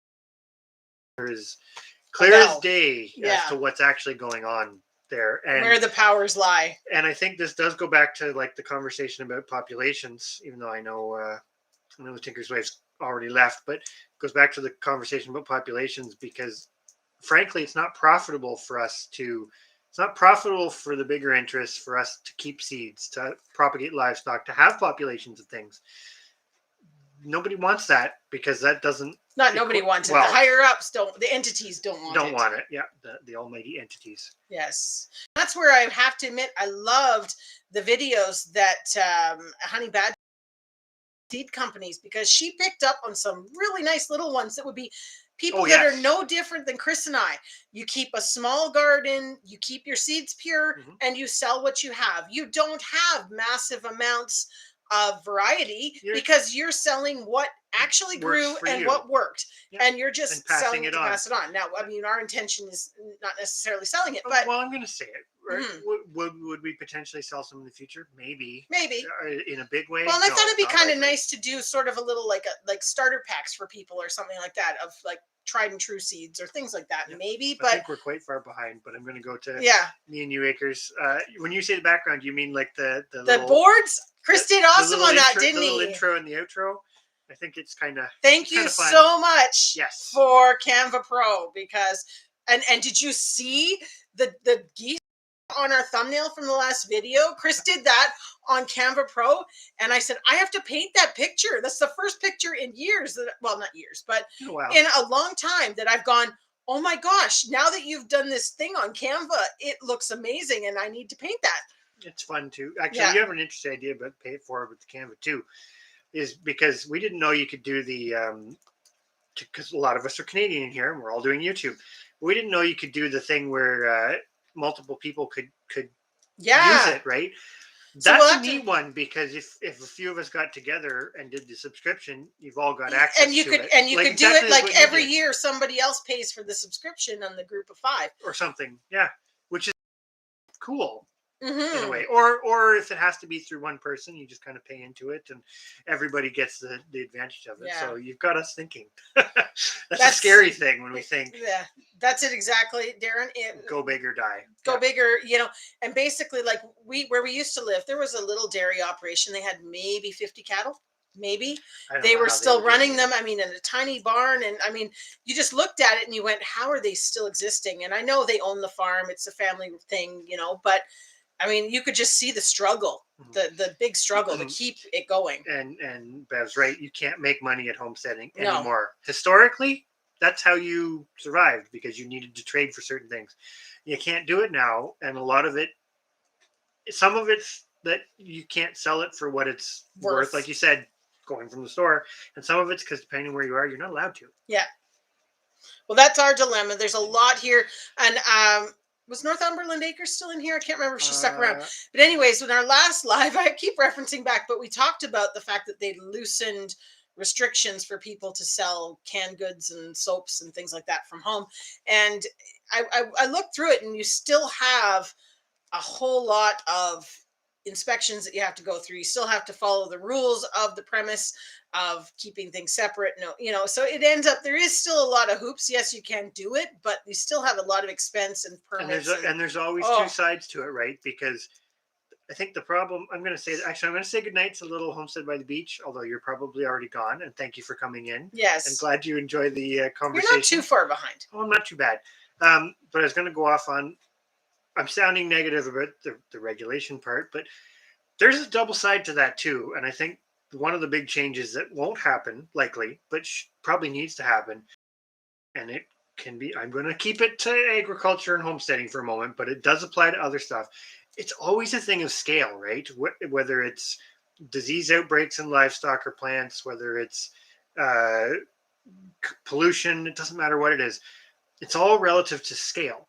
So some of these regulations and whatnot, although they may not go as far as they need to, they're coming out of the place of somebody realized they needed to regulate the big guys. But then they don't regulate it quite enough, for lack of a better way to put it. But then they also don't differentiate between the biggest of the big and the littlest of the little. That's part of the problem, right? Because when you're putting the big on the same playing field as the little, it'd be like taking a 2-year-old and a professional athlete and saying, okay, you guys go out and play baseball and we'll see who wins. You know what the outcome's going to be. That's a ridiculous example. But when your regulatory bodies kind of look at it as a level playing field, that it's all the same, it doesn't work. It just doesn't work. But you need to go off a little bit. Sorry. Yeah. Sorry, we're behind. Yes. And all over we're the always place behind. Because Bev was talking about the eggs, and Remy said that they're $5 a dozen, and they go like crazy. So that's pretty impressive. We're $4, and I did down the road was selling for $3.50. We used to when you could take them to work, even though you weren't supposed to do that. But we haven't really done too much on that. At the moment anymore, but we were kind of running through numbers, which is all coming in our upcoming homestead economics sort of series. But it just was one of those. It's like what Bev was saying. You can't sell eggs for how much it's cost. They're for us anyways. It's not even paying for their feed anymore to sell the eggs. I'm not going to open the can. I would have a conversation with you, Darren, about it, and sort of my opinions from a biologist perspective on some of this stuff. But you've got some good points wrapped up in that conversation, in that comment there. I was also going to go. Can you go back up? Oh, sorry, he's doing his own thing with the mouse. But I was going to go back to Sandy Toes and your comment there about your community is also not just in your country, and that's very true. That is also similar to us. We have other scopes for paying it forward too. But I was just going to say, if that's something you've been doing, send us an email. And because we have had somebody else actually donate some money towards seed dispersal, but it's Well, not really. I'm also going to say it doesn't have to come to us because No, there's other you could people that anybody that's dispersing seeds and things like that. Certainly, because it's a very nice gesture, and because it we does. don't want to benefit solely from all of No, it. no. Like, that's not the point. That's actually why we changed the Canadian Seed Challenge this year, because last year we were like a central contact point and everybody sent their seeds to us and then we redistributed them. Works really well, but we kind of sat down and thought it wasn't about work, it wasn't about money, it wasn't any of that sort of stuff. We just got thinking, and I know people do this, but it's like there's a potential there for it to get bigger if you decentralize it. If you decentralize anything, you build resiliency. It becomes a thing of its own. And it becomes its own thing. Yeah. So we're like, well, if we start that now, and we'll see what happens next year. And I had said to, or I don't know if you said it, but Caitlin's Farmstead asked about doing a video, even though it was after the 7th. And I said, the 7th was just kind of a guideline to get us started. This is something that you can post a video under the hashtag Canadian Seed Challenge 2022 at any point. If you find you went to the store in March and couldn't get the seeds you needed, post it, because somebody might be watching and they might have them for you. We just wanted to try to get. But it was just sort of to, well, especially for us, we have a lot of people that and we wanted to we didn't want to run short on seeds that people needed kind of dispersing. So as we disperse them, so we wanted people to get their videos together quicker, at least so that we knew those people, we could allocate the seeds to them before anything sort of ran out. That was all. But definitely it was one of those, we hope that it'll just be an ongoing thing for people to, if they find that something is short from what they need, then yeah. I'm going to go to Urban Homesteading's Bev's comment about people expecting farm fresh to be cheaper. I'm going to say it. I think we're trained, and I'm not saying most of what I say, I don't say to be negative. I'm going to just put it out there because I imagine it sounds a little bit negative sometimes, but we're trained to expect the middleman, right? So farm fresh should be cheaper because nobody had to do the handling to get it to the store. So therefore all that cost comes off of it. That's really where it comes from, right? And that's where like economics of scale come into it, because if you have to handle 1 dozen eggs from 15 different farms to then take them to centralize them, etc., that's a lot more time and manpower handling it than it is to just drive a semi truck up to a big factory, load the whole thing up, and you know what I mean. That's why, for right or for wrong, I think there's problems with that approach too, because what people don't realize is the centralization. The centralization diminishes your resiliency. The one, a million little farms producing a little bit of eggs spread across a huge area is far more resilient to certain changes than 1 or 2 or 3 big producers. And then, of course, you do get the illusion of competition there too, but not going down that road. And I am going to say again, you didn't have to do that, Mike and Angie, but thank you. We appreciate it. And glad that you like coming in and chatting. Yeah. Hopefully it's interesting, even if it kind of goes from dark to light and all over the place. But keep going down. I'm going to go to Remy's about not even being able to. I just wanted to make sure that we were back, because they said they lost us. Oh. How far do I gotta go down? Okay, it must still be going. Oh boy, I'm way behind. I'm gonna try to let's speed go through these. Hello, Creekside Maples. I'm gonna try to get through these again. I'm gonna go back up to then go down.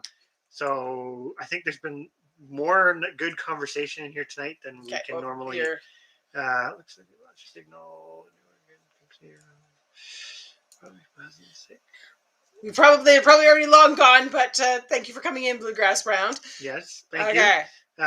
I find about the eggs, because a couple of people have said it. For me, it's the sulfa drugs, because they do feed. It's like a low-grade antibiotic that they do feed to factory birds because you have so many of them. It's a whole epidemiology thing on livestock. Some people, that doesn't agree with them very well, and that's my big thing about the store-bought eggs. That's exactly it, Crucy.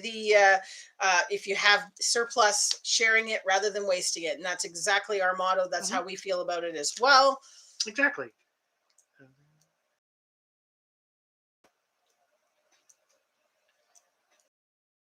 Impressive honey badgers with your dad. Mm-hmm. Very impressive. I realize now why.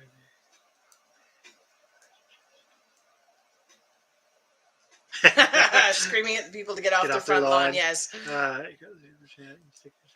Oh, awesome. Well, remember that for Excellent. next time. I totally just is one of those things. It's like you don't think about it when you're in people's chats, and I was just like, oh, they're monetized. We'll have to just, or honey badgers can share it too here, but we're gonna share her videos because you had the three of them with the different seed companies. We'll put it on our Yeah. Community tab. Yeah, that's. Well, what I think we was put gonna the say. first one on our community tab, so Maybe we'll we're terrible at second keeping that up to date, but it's kind of like remembering to go back and post something on Facebook because I just don't do it, right? someone moved near me, but not too close. Oh. You're pretty isolated then, sort of. Okay. Oh, Northumberland's internet cut out for a while too. No worries, it could have been us too. So hopefully we've not been rambling too long. Yes. It could have been. Well, we're still glad to have you here. Even if we are preventing you from other things. Frisky business. Yeah, I'll see you later. You have to. Yeah, you're probably long gone, creative redundancy, but just in case you are still here, thank you very much. Have a great night. But yeah, diversified homestead to make it. Yep, absolutely. You can't put all your eggs in one basket, literally and figuratively. Mm-hmm. Or fingers in every pie. That's one of those other things I always say. Yeah, you can't have. Northumberland Acres is near Eldon. That's true. You guys could. Yeah, you guys aren't too far. Well, relatively speaking, in Ontario terms, not that far. Yeah, and again, it's not a like Northumberland Acres is saying about you can't have the pets in the same rooms and stuff. It all comes from somewhere. Almost every law, regulation, policy comes out of something. It's just it's like social media and things being out of context. Once something gets out of context, it's bad enough when it's a social media meme or a reporter said or a politician said, and they jump all over it, and it's like, oh, but that's not you cut out the rest of the conversation. So you took that snippet, and it doesn't even make sense. We're gonna have to go back to StreamYard so that we can put people's comments that we're addressing down in the bottom. But laws and policies so and regulations are all the same thing, right? They can go out of context. And when they go out of context, that's where you get big problems. Check out Tony. You want to hang. Love it. That's awesome. So creek size is $3.50 a dozen. Yeah. You guys must have a little different. It's not that we can't sell meat chickens here, but it's not super simple. Let's just put it that way. Our is by the time you feed it and then send it to a butcher to get done, it ends up costing more than someone's willing to pay for it. That's the big problem. Well, I'm going to actually talk about Darren's comment for a moment when I'm not going to list any names or anything like that. But you're totally right. When the regulations and whatnot get created, you have the big guys. And I am going to say it, when you have like 1 million chickens in a barn, you do have to have biosecurity, because that's just that's a epidemiology of scale. That's a problem just waiting, festering to happen. It doesn't matter what it is. Oh, there you go. He's decided you're going to have a roundtable discussion about it on Thursday. Oh, that could be interesting. We should do that. We should. I know we keep talking about it, so you start it up. We'll it'll be intense. We'll do the thing too where we go back and forth. I think that's a great one, because you and us were talking about that a little bit. But yeah, it's true, right? Because, for example, biosecurity hazard, wild birds, they get blamed for everything. And unless your chicken is completely isolated in a cage that the wild bird can't get to it. But then you look at where you get the outbreaks. They do occasionally happen in small farms too, but if you trace them back often, and I just know this from some things that happen near us, I'll leave it at that.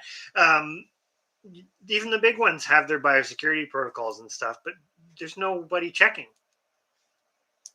So if nobody's checking, it's very easy for the pressure to come from the high up down onto the little guy and be like, you're not doing blah, blah, blah. But is anybody checking them? If you're not checking that, anyways, then how do you don't even know if it's working. That's the worst part. He's practically vibrating here. Like he's practically vibrating. Whoa. Yes. Yes. If you send it to the Hickorycroft one, Hickorycroft Farm at gmail.com, and then we'll hook you guys up. Share emails.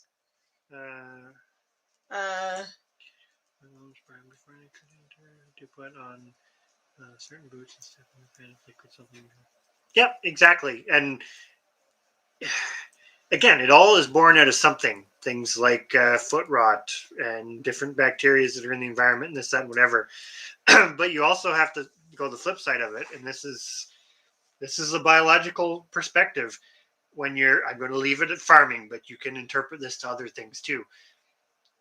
You're farming animals, and I'm picking on animals because it's simpler for this illustration. You're farming animals, and you're basically trying to keep them all alive because once you've made it an economic thing, everyone has a dollar value. And if it has a dollar value, you don't want loss. And if you don't want loss, you're doing everything in your power to prevent that loss. Well, as you scale up, the likelihood, when it's like a numbers thing, when you have 5 chickens, are you really likely to have a lot of loss? Taking predators out of it?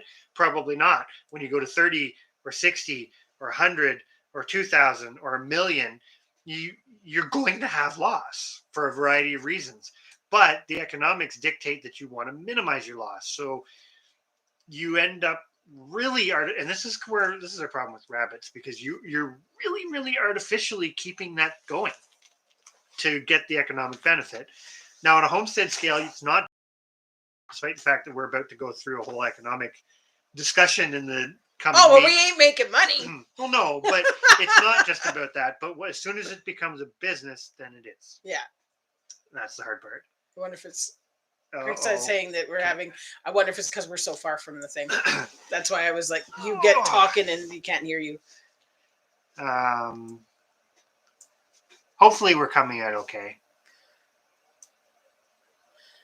Oh, it jumped again. Jumped again. Okay, let's go. Okay. Keep going. This whole YouTube stuff. Okay, so basically it's just in the description. So where you write your description about your video, you just kind of put it in there and you write it as all one word. So with the little hashtag and then the Canadian Seed Challenge 2021 with no spaces. And that'll pick it up. Yeah. It doesn't have to be in your title. If you want to just put it in your description, that's fine. Also works. It's really up to you, whatever works easiest. Well, and I think Thorhaven takes the prize for hitting the nail directly on the head of what I've been alluding to, is where does it end? And that's what we're living through right now, to put it very bluntly. No matter what side of the fence, no matter what rationale, no matter, the more you globalize, the more you centralize, where does it end? Yeah. I don't know the answer to that, because there's some things that have happened that we're all very comfortable with.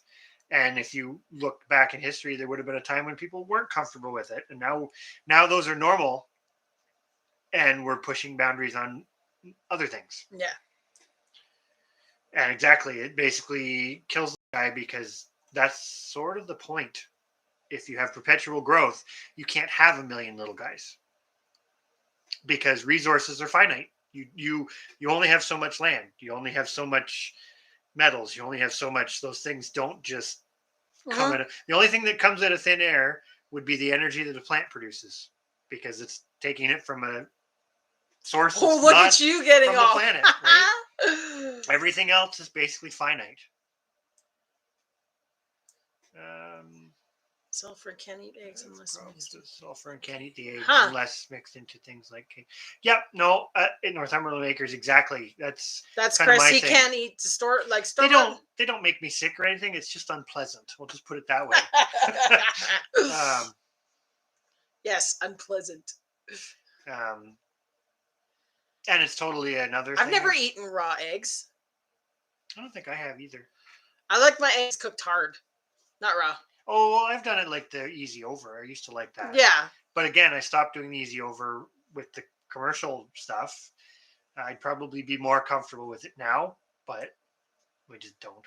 Really, eat them Like the raw. eggnog. So do you like those, like, what are they called? Is it a Bloody Mary or whatever it is, where they break the egg and put it into the tomato drink? Oh, I don't know. Maybe I don't know if I'd like that, but um,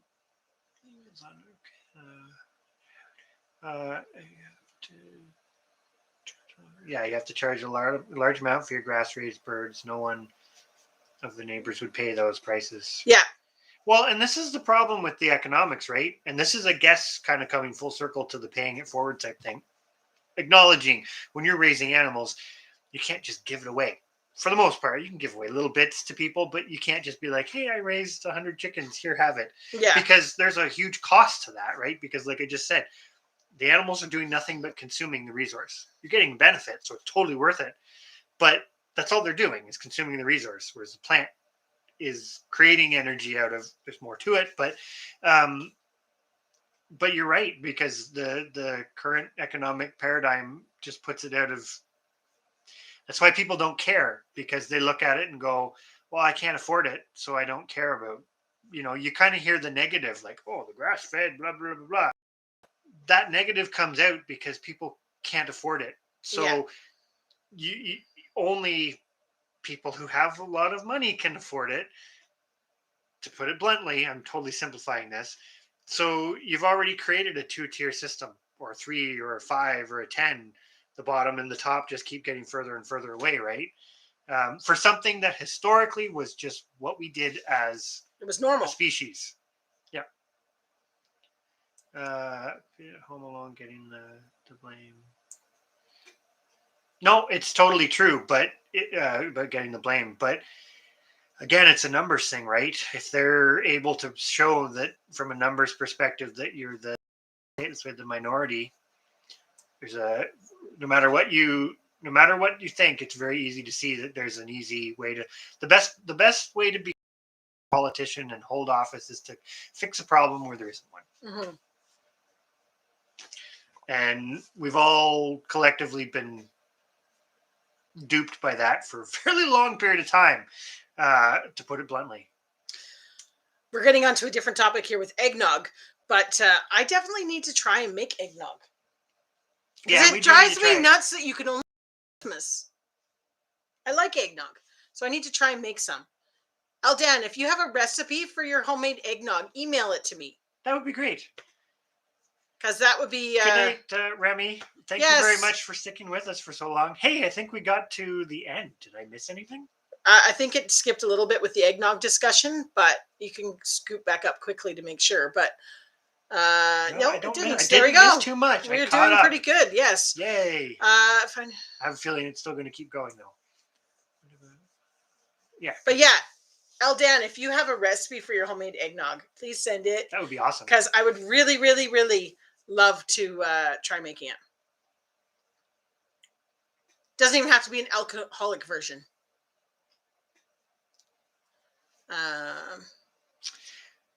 Resources not being finite. Yeah, I get what you're saying, Darren, but that's a little different. I guess I'm meaning like there isn't new oil being created. There isn't. There's only so much carrying capacity for cows, unless you do what North America did and you get rid of the competition and you open up new space. Can leave that one. There's a little Easter egg too, because you can apply it. Well, from my perspective as a biologist, it's all transferable, all of it. And I think that's one thing that's going on. We keep talking about what's going on with basically epidemiology and diseases and disease control in livestock. I'm not going to say that we feel it's like collectively. I think this group. I'm not going to say we all think it's normal, but we're accustomed to it enough that it's like, yeah, of course that happens. We're all aware of it. Uh-huh. And the most people in North America are vaguely aware of it. Where does it end? Well, you just bring it to the next species. Uh-huh. Well, yeah, It's like the tracking pigs and doing all that sort of stuff. It's like you're just bringing it. It's to the going next, to be humans are going to be treated the same way. You just bring it. Well, yeah. Or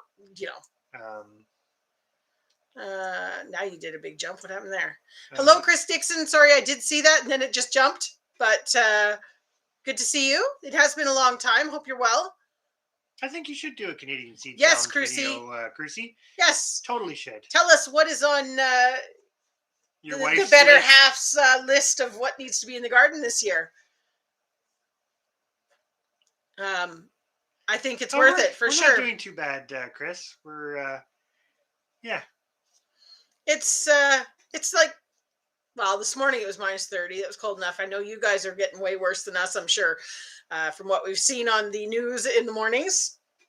The dreaded news that, we never used to watch, and now I'm addicted to watching news at breakfast, which is just sets the day off well. But you know what? The one thing I say about watching the news, it's very negative, but then it does allow us to really see the value in what we're doing. Mm-hmm. I think. I'm sure we all here feel that way. I mean, even just the little bit that you can do is still valuable when you watch the news and see the atrocities that are going on. Yeah. Northumberland Acres has a recipe too. So yes, so please email. I would definitely, because I would try more than one. So Hickorycroft farm@gmail.com. If anybody wants to email us, feel free.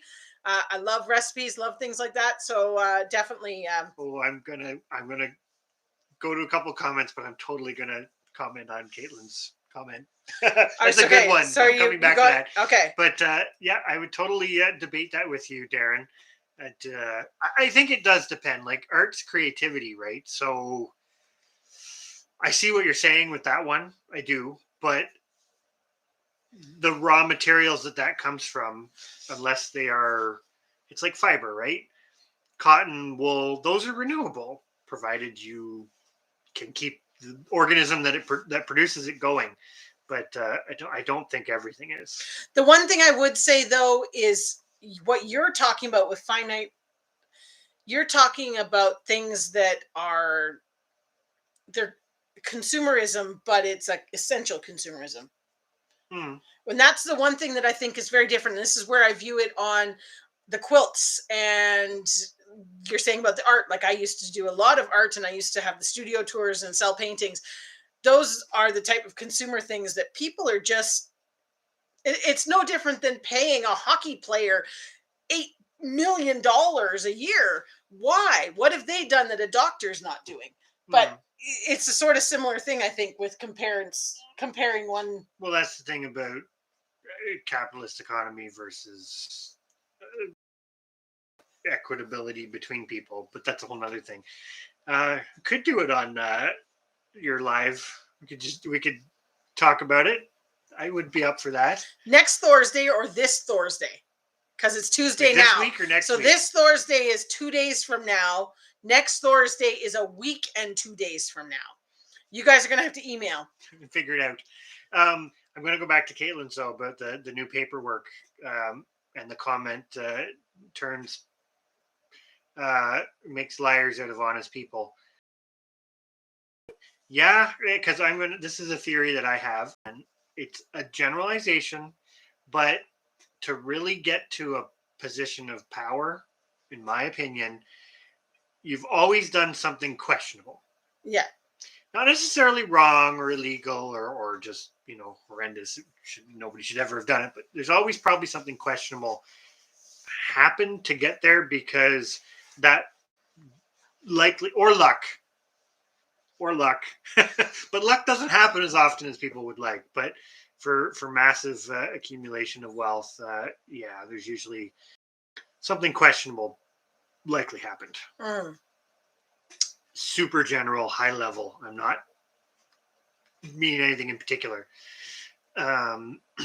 Sandy Toes just went shopping the other day. Walked around the store, and it was like, we need to get more seeds. Exactly. That's exactly what it is. It is figuring out. I'm going to say food is power. If you, not power in a individual power. Yeah, because we sit here, we talk about this all the time. Chris and I, Chris's last video about keeping populations of animals, even if it costs us more, it gives us power because we're not dependent on anybody else. You're reducing your dependency. Yes. Yeah. All you can do in and in the grand scheme, we're slowly moving forward to reducing that dependency more and but more. some really good comments that came out of that last video was there was a couple people that are like, I'm in such and such stage of moving to that, because it's exactly like what Sandy's saying. You need, I should say Sandy Toes, but you need to start.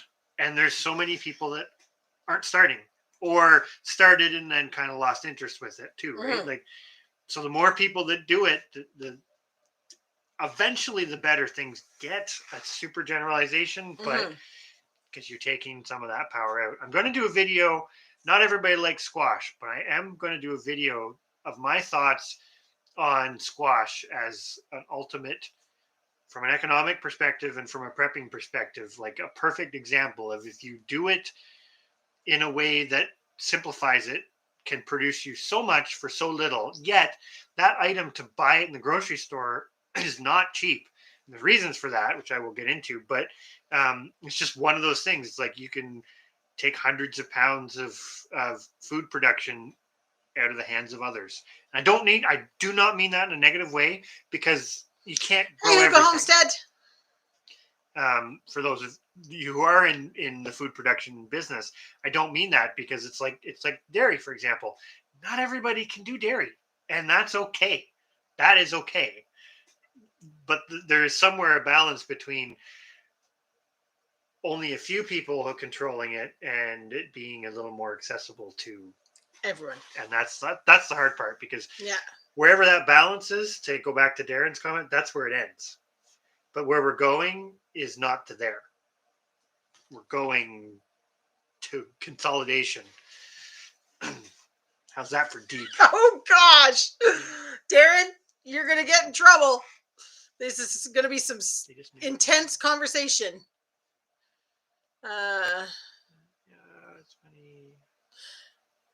Yeah, you're right, Crucy, on the news. We noticed that, or they do this little token gesture at the end of a happy story about a dog or a cat or something. It's all negative, and then it's, but a cat saved a whatever. And it's like, how did that make the news? Yeah. And it's like, that's the only good news they could find. That's interesting. Caitlin saying it's now dairy trace, so it's just one more thing. Yep. That's pretty soon there's going to be human trace, so we kind of already have human trace, but yeah, that. I won't lie, that was one of, not the only, but one of the reasons for getting out of the pigs. Yeah. That and some other issues, but.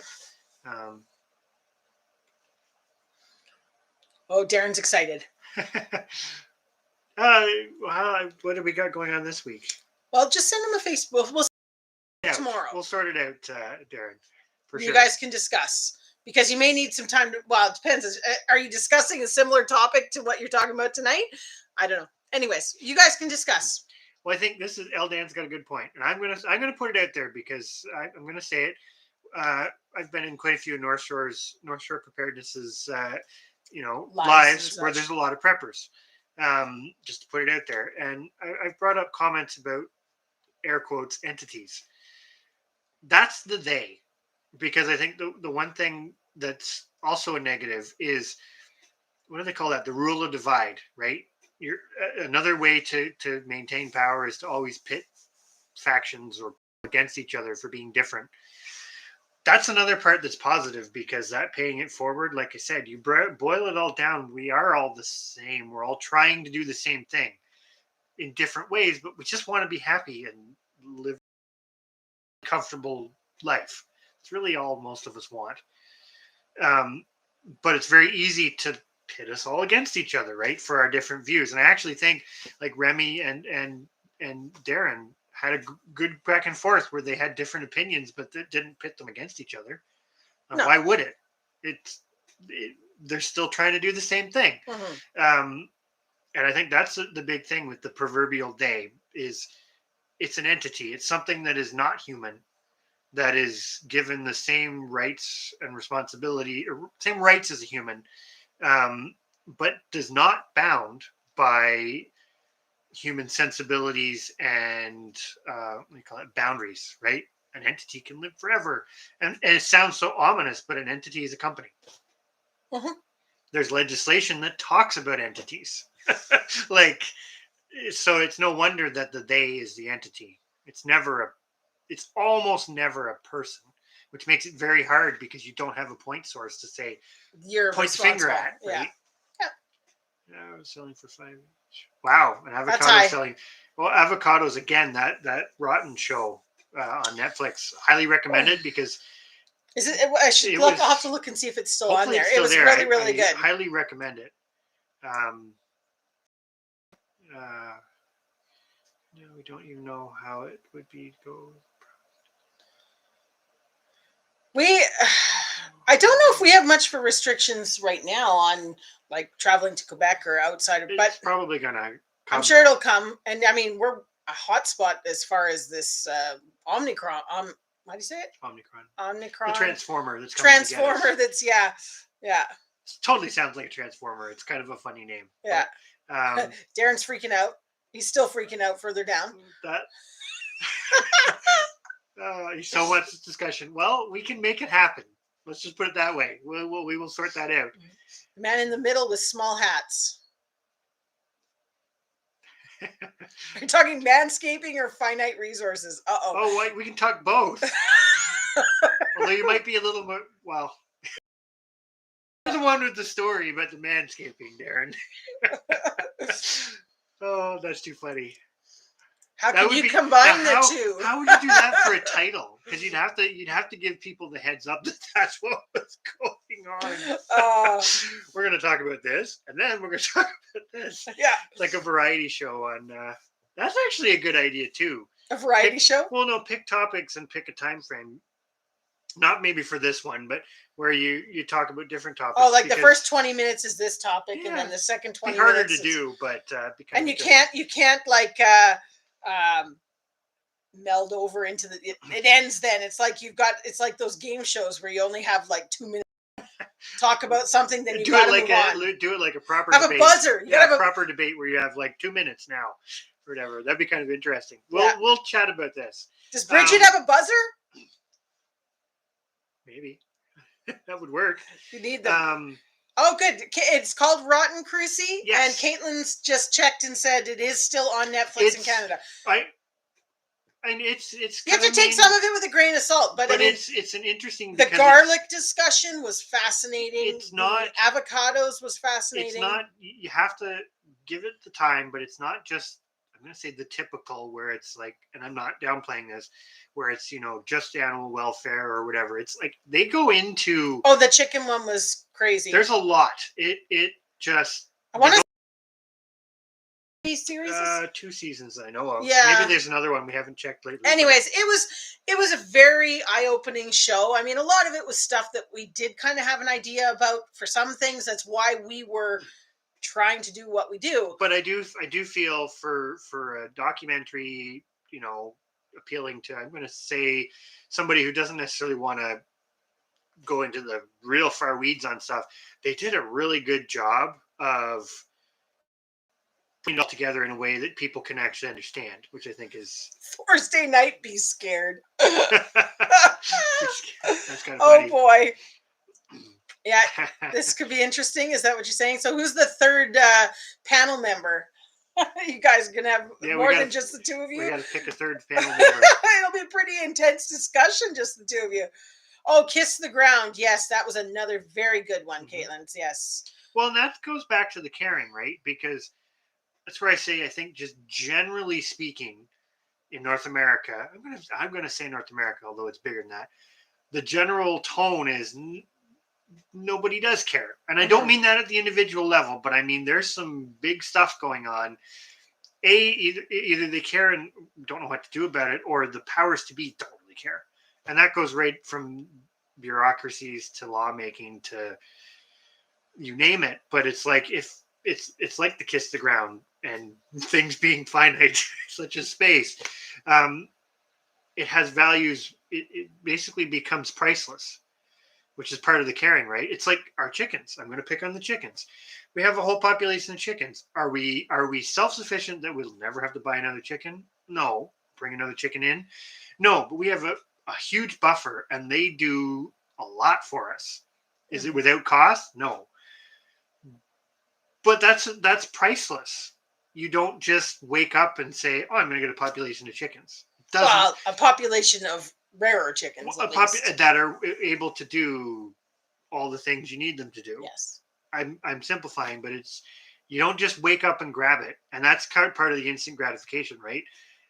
North American society is so used to that instant gratification, but things take time. Right back to like what I was saying. The one comment on our latest video was that they were working towards X with their chickens. Oh, Darren. If you're so good for source, they say kiss the ground. I'll set it up. So is that your official kiss the ground? You're saying it? That's your lingo? You're going to be good for Thursday? Yeah. You're going on Thor's Live on Thursday? I'm good with that. Okay. You better prepare, Bridget.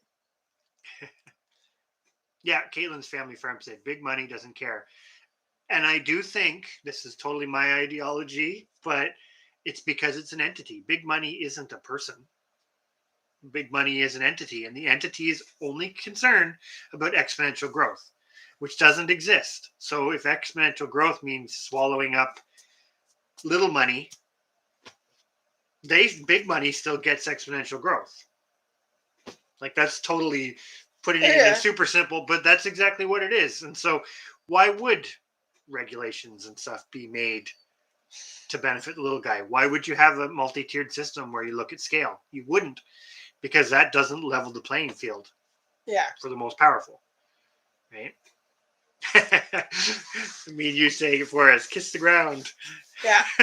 And Mike the Knight. Mike the Knight's going to join as well. Angie better prepare him for that would work. Some intense discussion. Could be an interesting debate. Round table. I think it'd be good though. I really do think the round table idea is a good one, Darren, because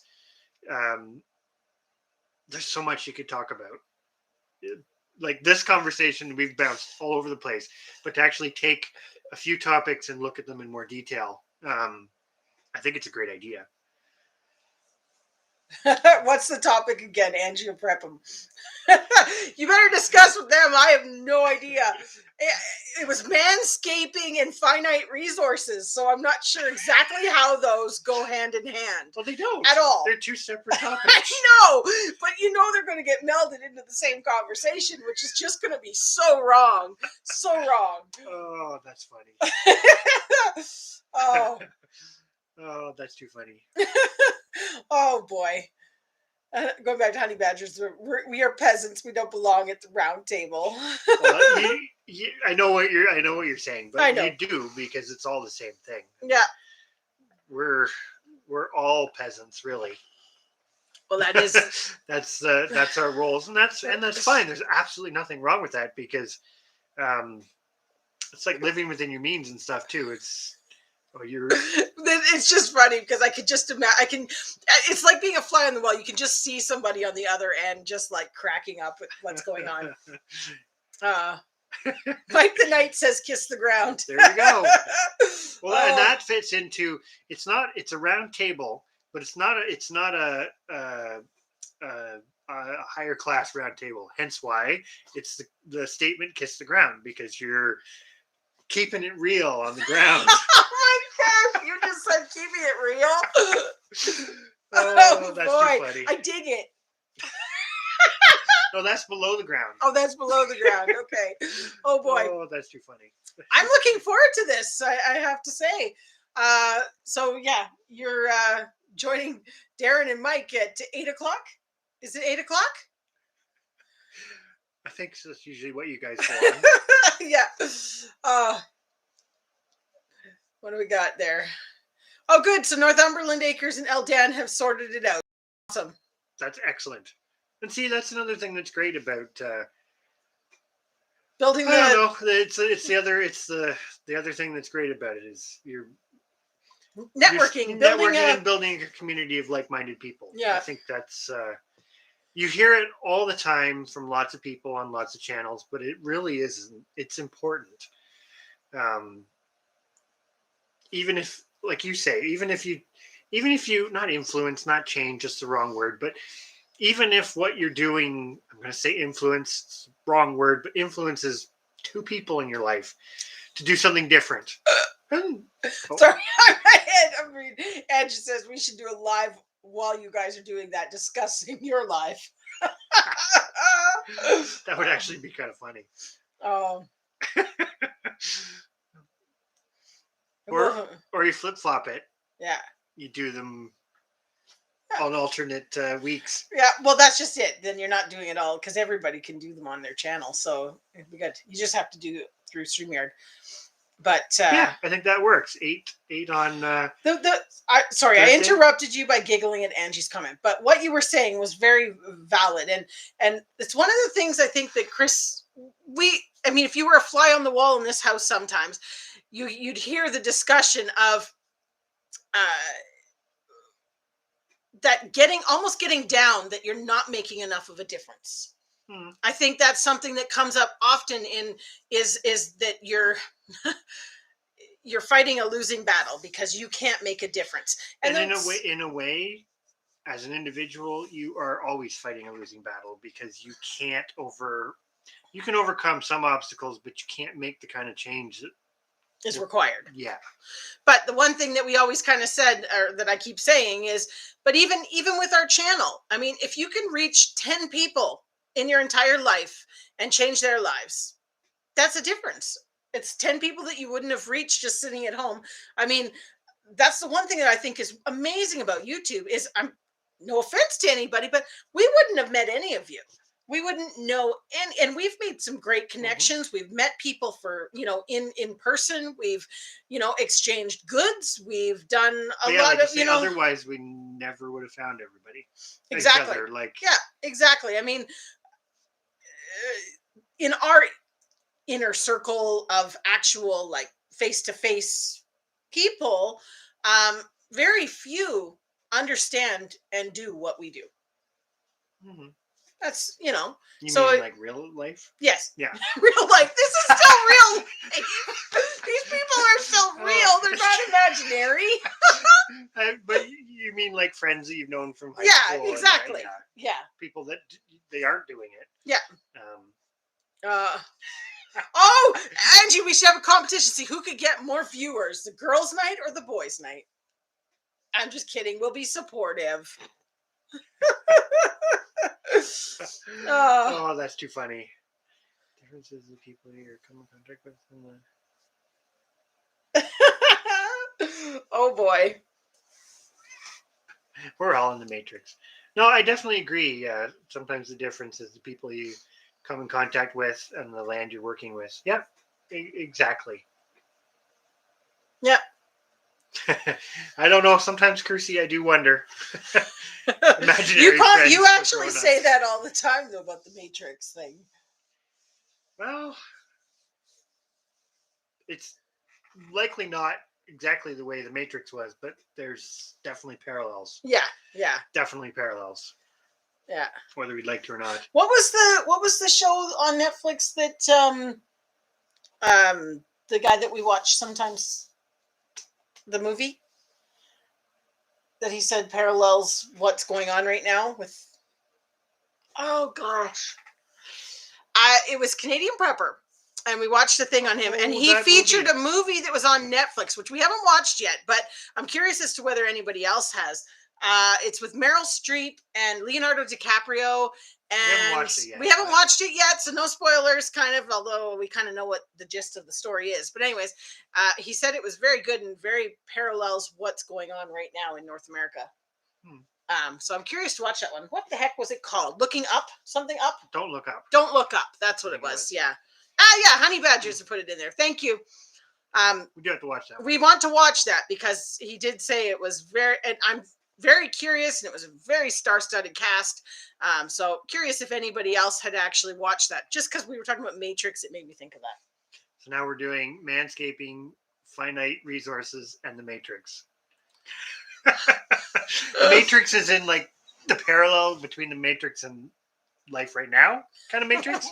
Was that a pity? Oh, don't worry, we'll be supportive. That's all right. We'll do it in reverse at some point. Oh, the girls will have You'll one? have to go first, and then we'll Oh, follow boy. up with a play-by-play of what we think of it. I don't know. This is getting crazy. Sandy Toes is going to wear her heels. Try not to fall over. Well, the nice thing is you don't have to move too far. That's the beauty of it. And we're all imaginary friends for grown-ups. That's kind of funny. Yeah. That was totally just a moment of it's getting late, getting tired, and it's out. Yeah. It's But like, it's oh, funny. well, you mean real people? I'm going to bug you about that for a while now. Oh, that's too funny. So, Honey Badgers, what did you think of it? Yes, what was your impression of it as far as the movie goes? I believe it is a comedy. Yeah, it's supposed to be, done as a comedy. But anyways, we're curious. I'm going to watch it anyways because I think it's something that would be worth it. But it'd be like Hollywood Squares. I haven't actually seen Dune. Seen the other two. That's an interesting theory, actually. I can see the progression there. Chris is the Manscaped pretty boy.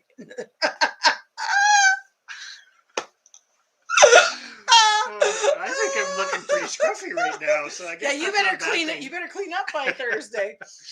Oh, that's too funny. Slow but good. Yeah. Okay. I'm curious to watch it. Yes. Hollywood needs to be hit with a meteor. Oh boy. Oh, that's too funny. Yep. What was I going to say? Oh, that's something different, not like a chronology type thing like Mike's theory, but this is another thing too, and very high level, but you've got Star Trek and Star Wars. Both of them are potential realities for the future. Uh-oh. I've had this discussion before. Both have pros and cons, but I have a feeling we're headed more for Star Wars in that you've got lots of technology that lays around derelict, and well, there's your analogy for what do you call that? Mass accumulation of power.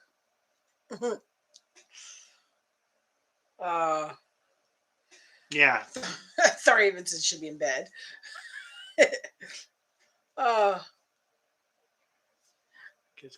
Sandy tells your kid's called Chris Keanu Reeves. I might be missing something there, but maybe I'm not. I don't know. But yes, Keanu Reeves is Canadian. True. Government in Hollywood, exactly. Peasant Wars instead of Star Wars. Yeah, it's kind of going that way in some ways. Her kids call you Keanu Reeves. That's kind of funny, actually. Aww. I used to think Keanu Reeves was pretty cute. Do I look like him, really? Not I guess really. when he has a beard, because he has that sometimes. You're Canadian. That's too funny. That's awesome, Sandy Toes. That's made the day. And orange juice and pumpkin juice. I don't put them in juice. Really? Orange juice and...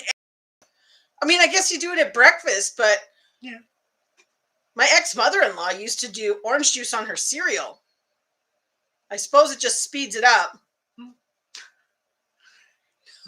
Well, could be interesting. Bam, we're going to drop Star Wars as well. Oh boy, I think you guys maybe tomorrow had better have a discussion on what's actually going to be in this live. It could go off the rails really quick. There's a lot of, yeah. Have fun doing a thumbnail for that. Also true. Asked if I could whip out a John Wick move. I don't know if I could. I don't think we want to see that. Oh my. And chicken booties? What brought on chicken booties? Or is that the biosecurity stuff? You flip-flop back and forth? My chickens need a higher protein in their feed. Is there anything that you recommend other than turkey feed, etc.? Oh, That's a tough one. We're kind of it's a tough one in winter. Well, you add the because we do our grain as sprouted grains for the chickens. Chris adds the lentils and the chickpeas. It's not the most economical, but it does. The other thing that the lentils are probably the more economical of the two. Yeah, and they actually really like them. Yeah. If you're doing a sprouted, won't lie from Mike said I own one now. He doesn't want to be left out. He wants to be able to type, not let Angie type. That's funny. Oh. Protein. With protein, one thing that we do occasionally feed is cooked rabbit. Yeah. Or goat or whatever. If you have something or like parts that you aren't going to consume yourself, they do a really good job with that. We'll admit in the summertime when they're free ranging, they do get protein out of basically growing greens, right? So obviously like cattle and stuff, legumes and stuff are best. But yeah, it's the winter that's the hardest part. Now, what are you feeding? I should know this, but are you feeding like a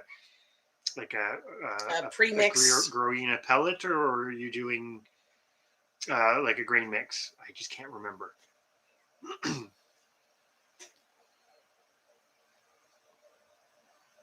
Oh, hanging up on eggs like oysters. I could see that though.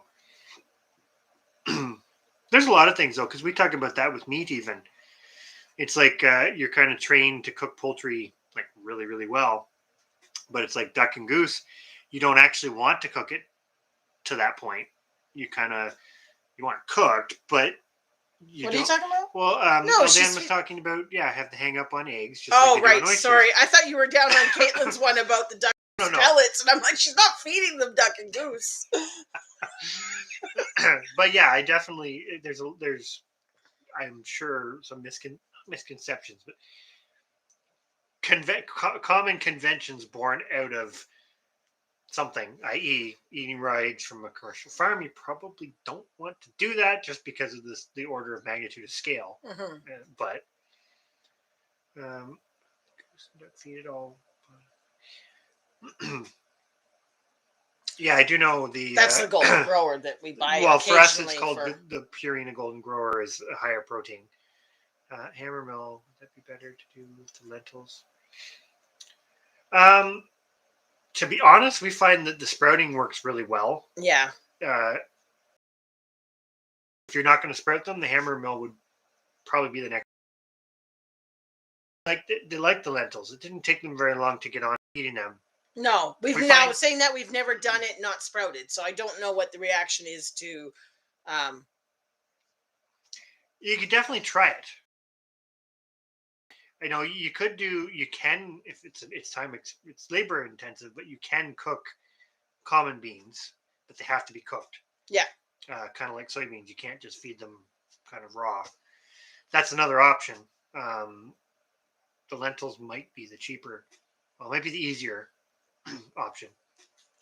Yeah, unless you've grown beans that you can use. Well, yeah, if you've got dry beans that you've grown, you could definitely do that too. Fed the higher protein mix. So she's doing a layer feed that's a 14. Quail, 17. You do want a higher protein mix. Like if you're talking like I always say it wrong. Coturnix is Japanese quail. They do require more protein than chickens do. I think chickens are a bit more of an omnivore, to be honest. It's kind of like turkeys. They're omnivores, but they require a higher protein as well. Mm-hmm. There's going to be a meeting of the greats on Thursday. Oh, boy. You and the boys have a mandate to talk about where's the matrix and finite resources. Interesting mix. That's covering a very broad spectrum.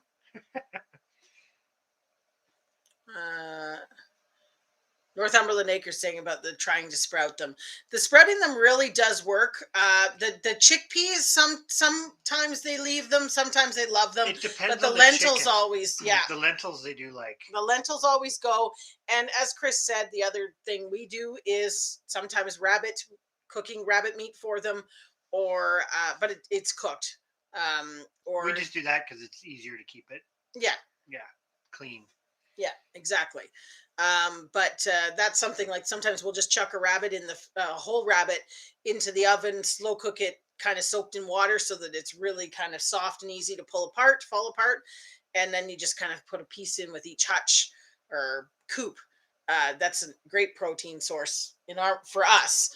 Now, I'm pretty sure you could do that with any type of meat that's not poultry, Hmm. really. Especially it works great if you've got stuff like that you didn't really want to eat. Well, or even, I'm going to say it, even organs and stuff, right? That's kind of an old timey trick. Yeah. Mhm.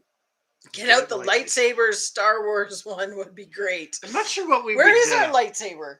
I think it's in James had it the other day. I'm not sure what we would debate about Star Wars, though. No, you just have to stand up and pretend to do your Wookiee voice. Do it. I don't know if I can. I've been talking too long. I don't know if I can do it. Oh, you have to make sure you don't talk till Thursday. I gotta save something. Well, there you almost sounded like that chicken again. The one off of I said. I gotta save something. There you go. It's not a very good impression, but we always bug Chris because he does. Usually, he sounds like Grover. That's his good one. Everything always sounds like Grover. That's true. I can do quite a few Muppet voices. Yeah.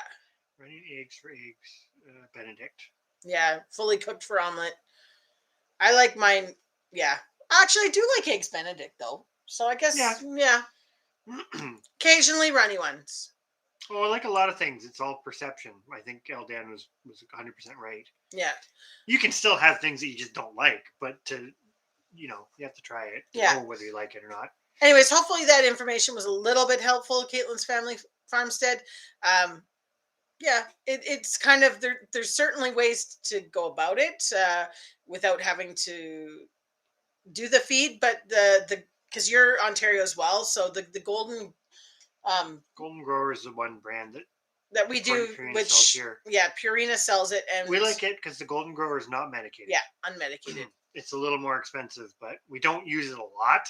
But we were actually talking about, because the Chanticleers we find are pretty decent, but we've been getting the ups and downs, and that's the one thing they don't like is the rapid and change. we have a lot of young birds right now, which we shouldn't, but that's just how it happened, and we're finding the young birds aren't doing great with the up and down weather. No. And so we were talking actually about getting a bag of golden growina to start kind of making sure that the young birds are getting the protein that they need. Mm-hmm. All the adults are doing great, but the young birds seem to be having some trouble with the weather and the up and down and fighting off the bigger hens and stuff for their share. Uh-oh.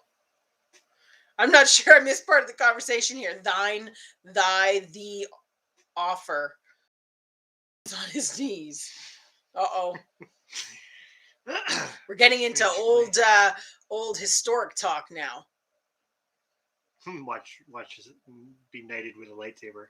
I don't think that would go well for anybody, for the real one.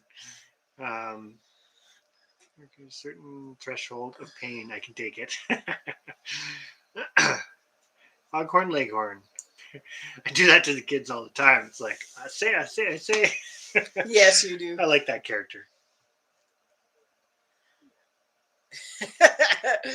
Honey Badger's had to read it a couple times too. I was like, huh? But yes. I say I numbered my feathers for just such an occasion. Is that the one? That's the one where he gets pulled through the knothole in the fence, is it not? I'm sure it is. I don't know how you remember these sorts of things. I really don't. I can remember all sorts of useless knowledge. Yes. So Darren, you're arranging Thor's Day. Are you giving them some sort of a guideline on actually what is being discussed, or is it just a wing it? I'm curious. Either way.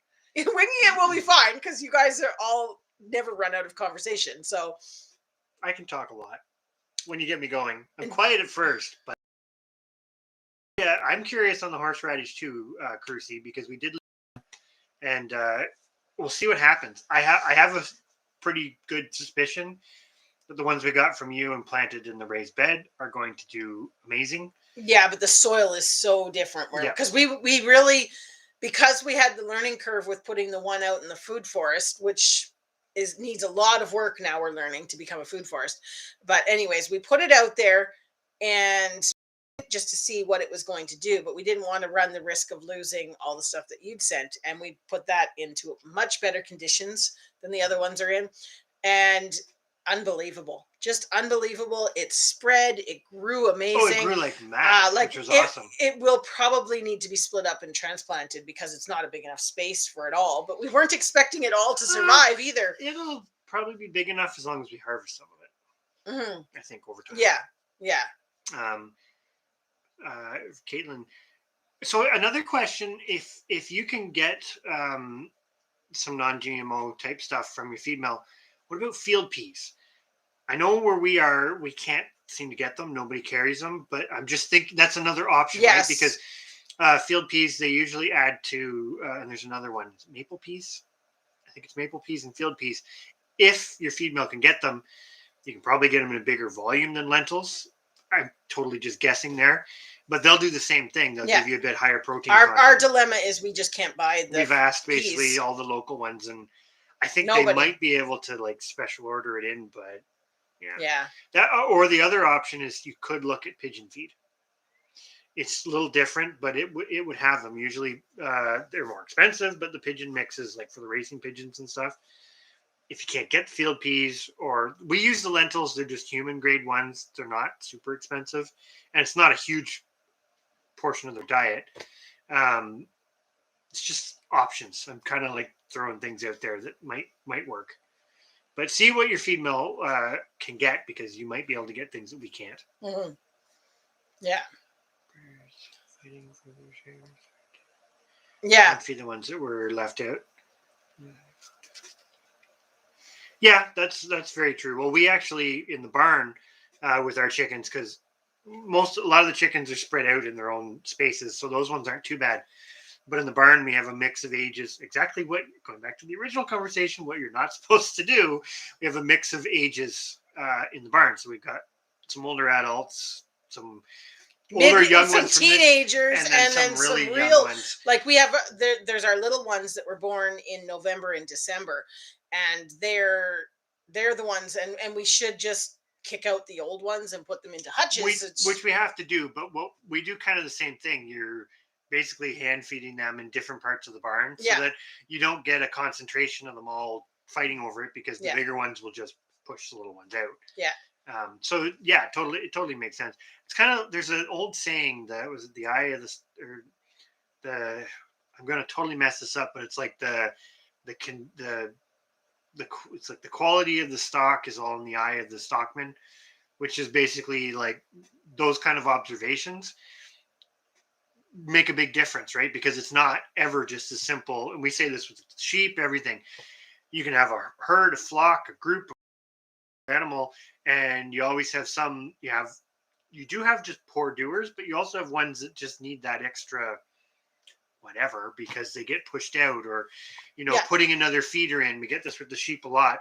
An extra feeder a little bit away from the main one, and that you've always got a bully who's going to push everybody else out, and that just can be all the difference. Yeah, it makes a big difference. Yeah. Animal doing well or not well. Well, it's like the two youngest ones that were born in December. I picked them. Basically, they see me coming with the grain bucket, and they follow me. And then as soon as I set it down, they basically hop up onto the ledge and hop right into the bucket and eat. And I stand there and make sure that the big ones can't come and push them out of the bucket until they've had their crops are just like massive by the time they're finished. But that's kind of the only way to guarantee that they're getting their full share, and they've learned that now. It's like you say with the hand feeding them. Now as soon as I'm there with the bucket, they come running so that I guard them while they hop in.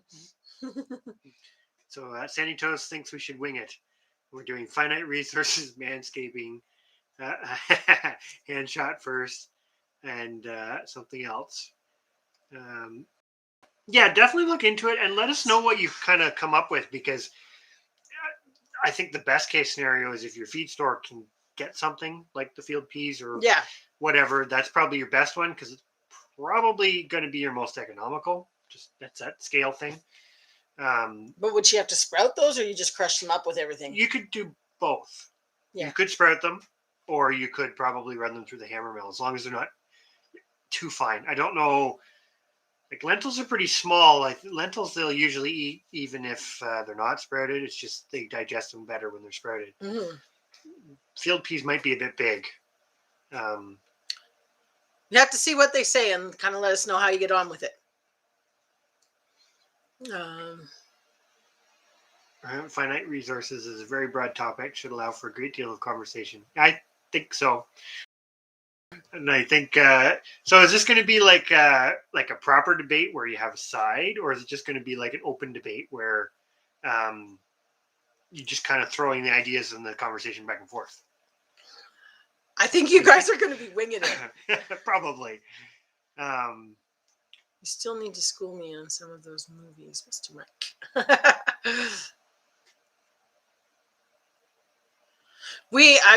To be honest, Honey Badgers, we do not watch a lot of movies. No. We don't have a lot of time to allocate to that. If we do have time to sit down and watch a movie, it tends to be a kid. But it is kind of one of those where we tend to be. That's where we love like TV series and stuff on Netflix that are like 50 minutes an episode, because that's about us. Before we got to move on to something else. Well, I'm going to say it too, and this maybe doesn't come as any surprise, but I'm not a big fan of watching media that's the depressing real. Yeah, it's really? But Jim, we watch the news. Well, you like watching the news more than I do. I know you don't like watching the news. No Have problem, a great night, Caitlin. though, Caitlin. Thanks for Thank coming you. in, and just let us make out with that because I'd be curious. To be honest, on that note, we should probably go to bed too, because you do have to work in the morning. But I'm going to dedicate some time to each subject. But each one will be a free for all. Okay. That's fair. I think that'll probably make it flow better. Yeah. So you're going to do sort of like this 20 minutes on this topic, 20 minutes on that, or a guideline, I guess. But this is going to be interesting. It's going to be interesting. Oh, definitely. Our first round table discussion.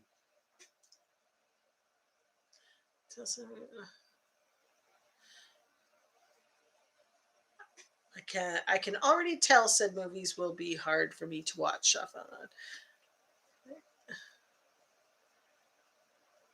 He's working on the thumbnail.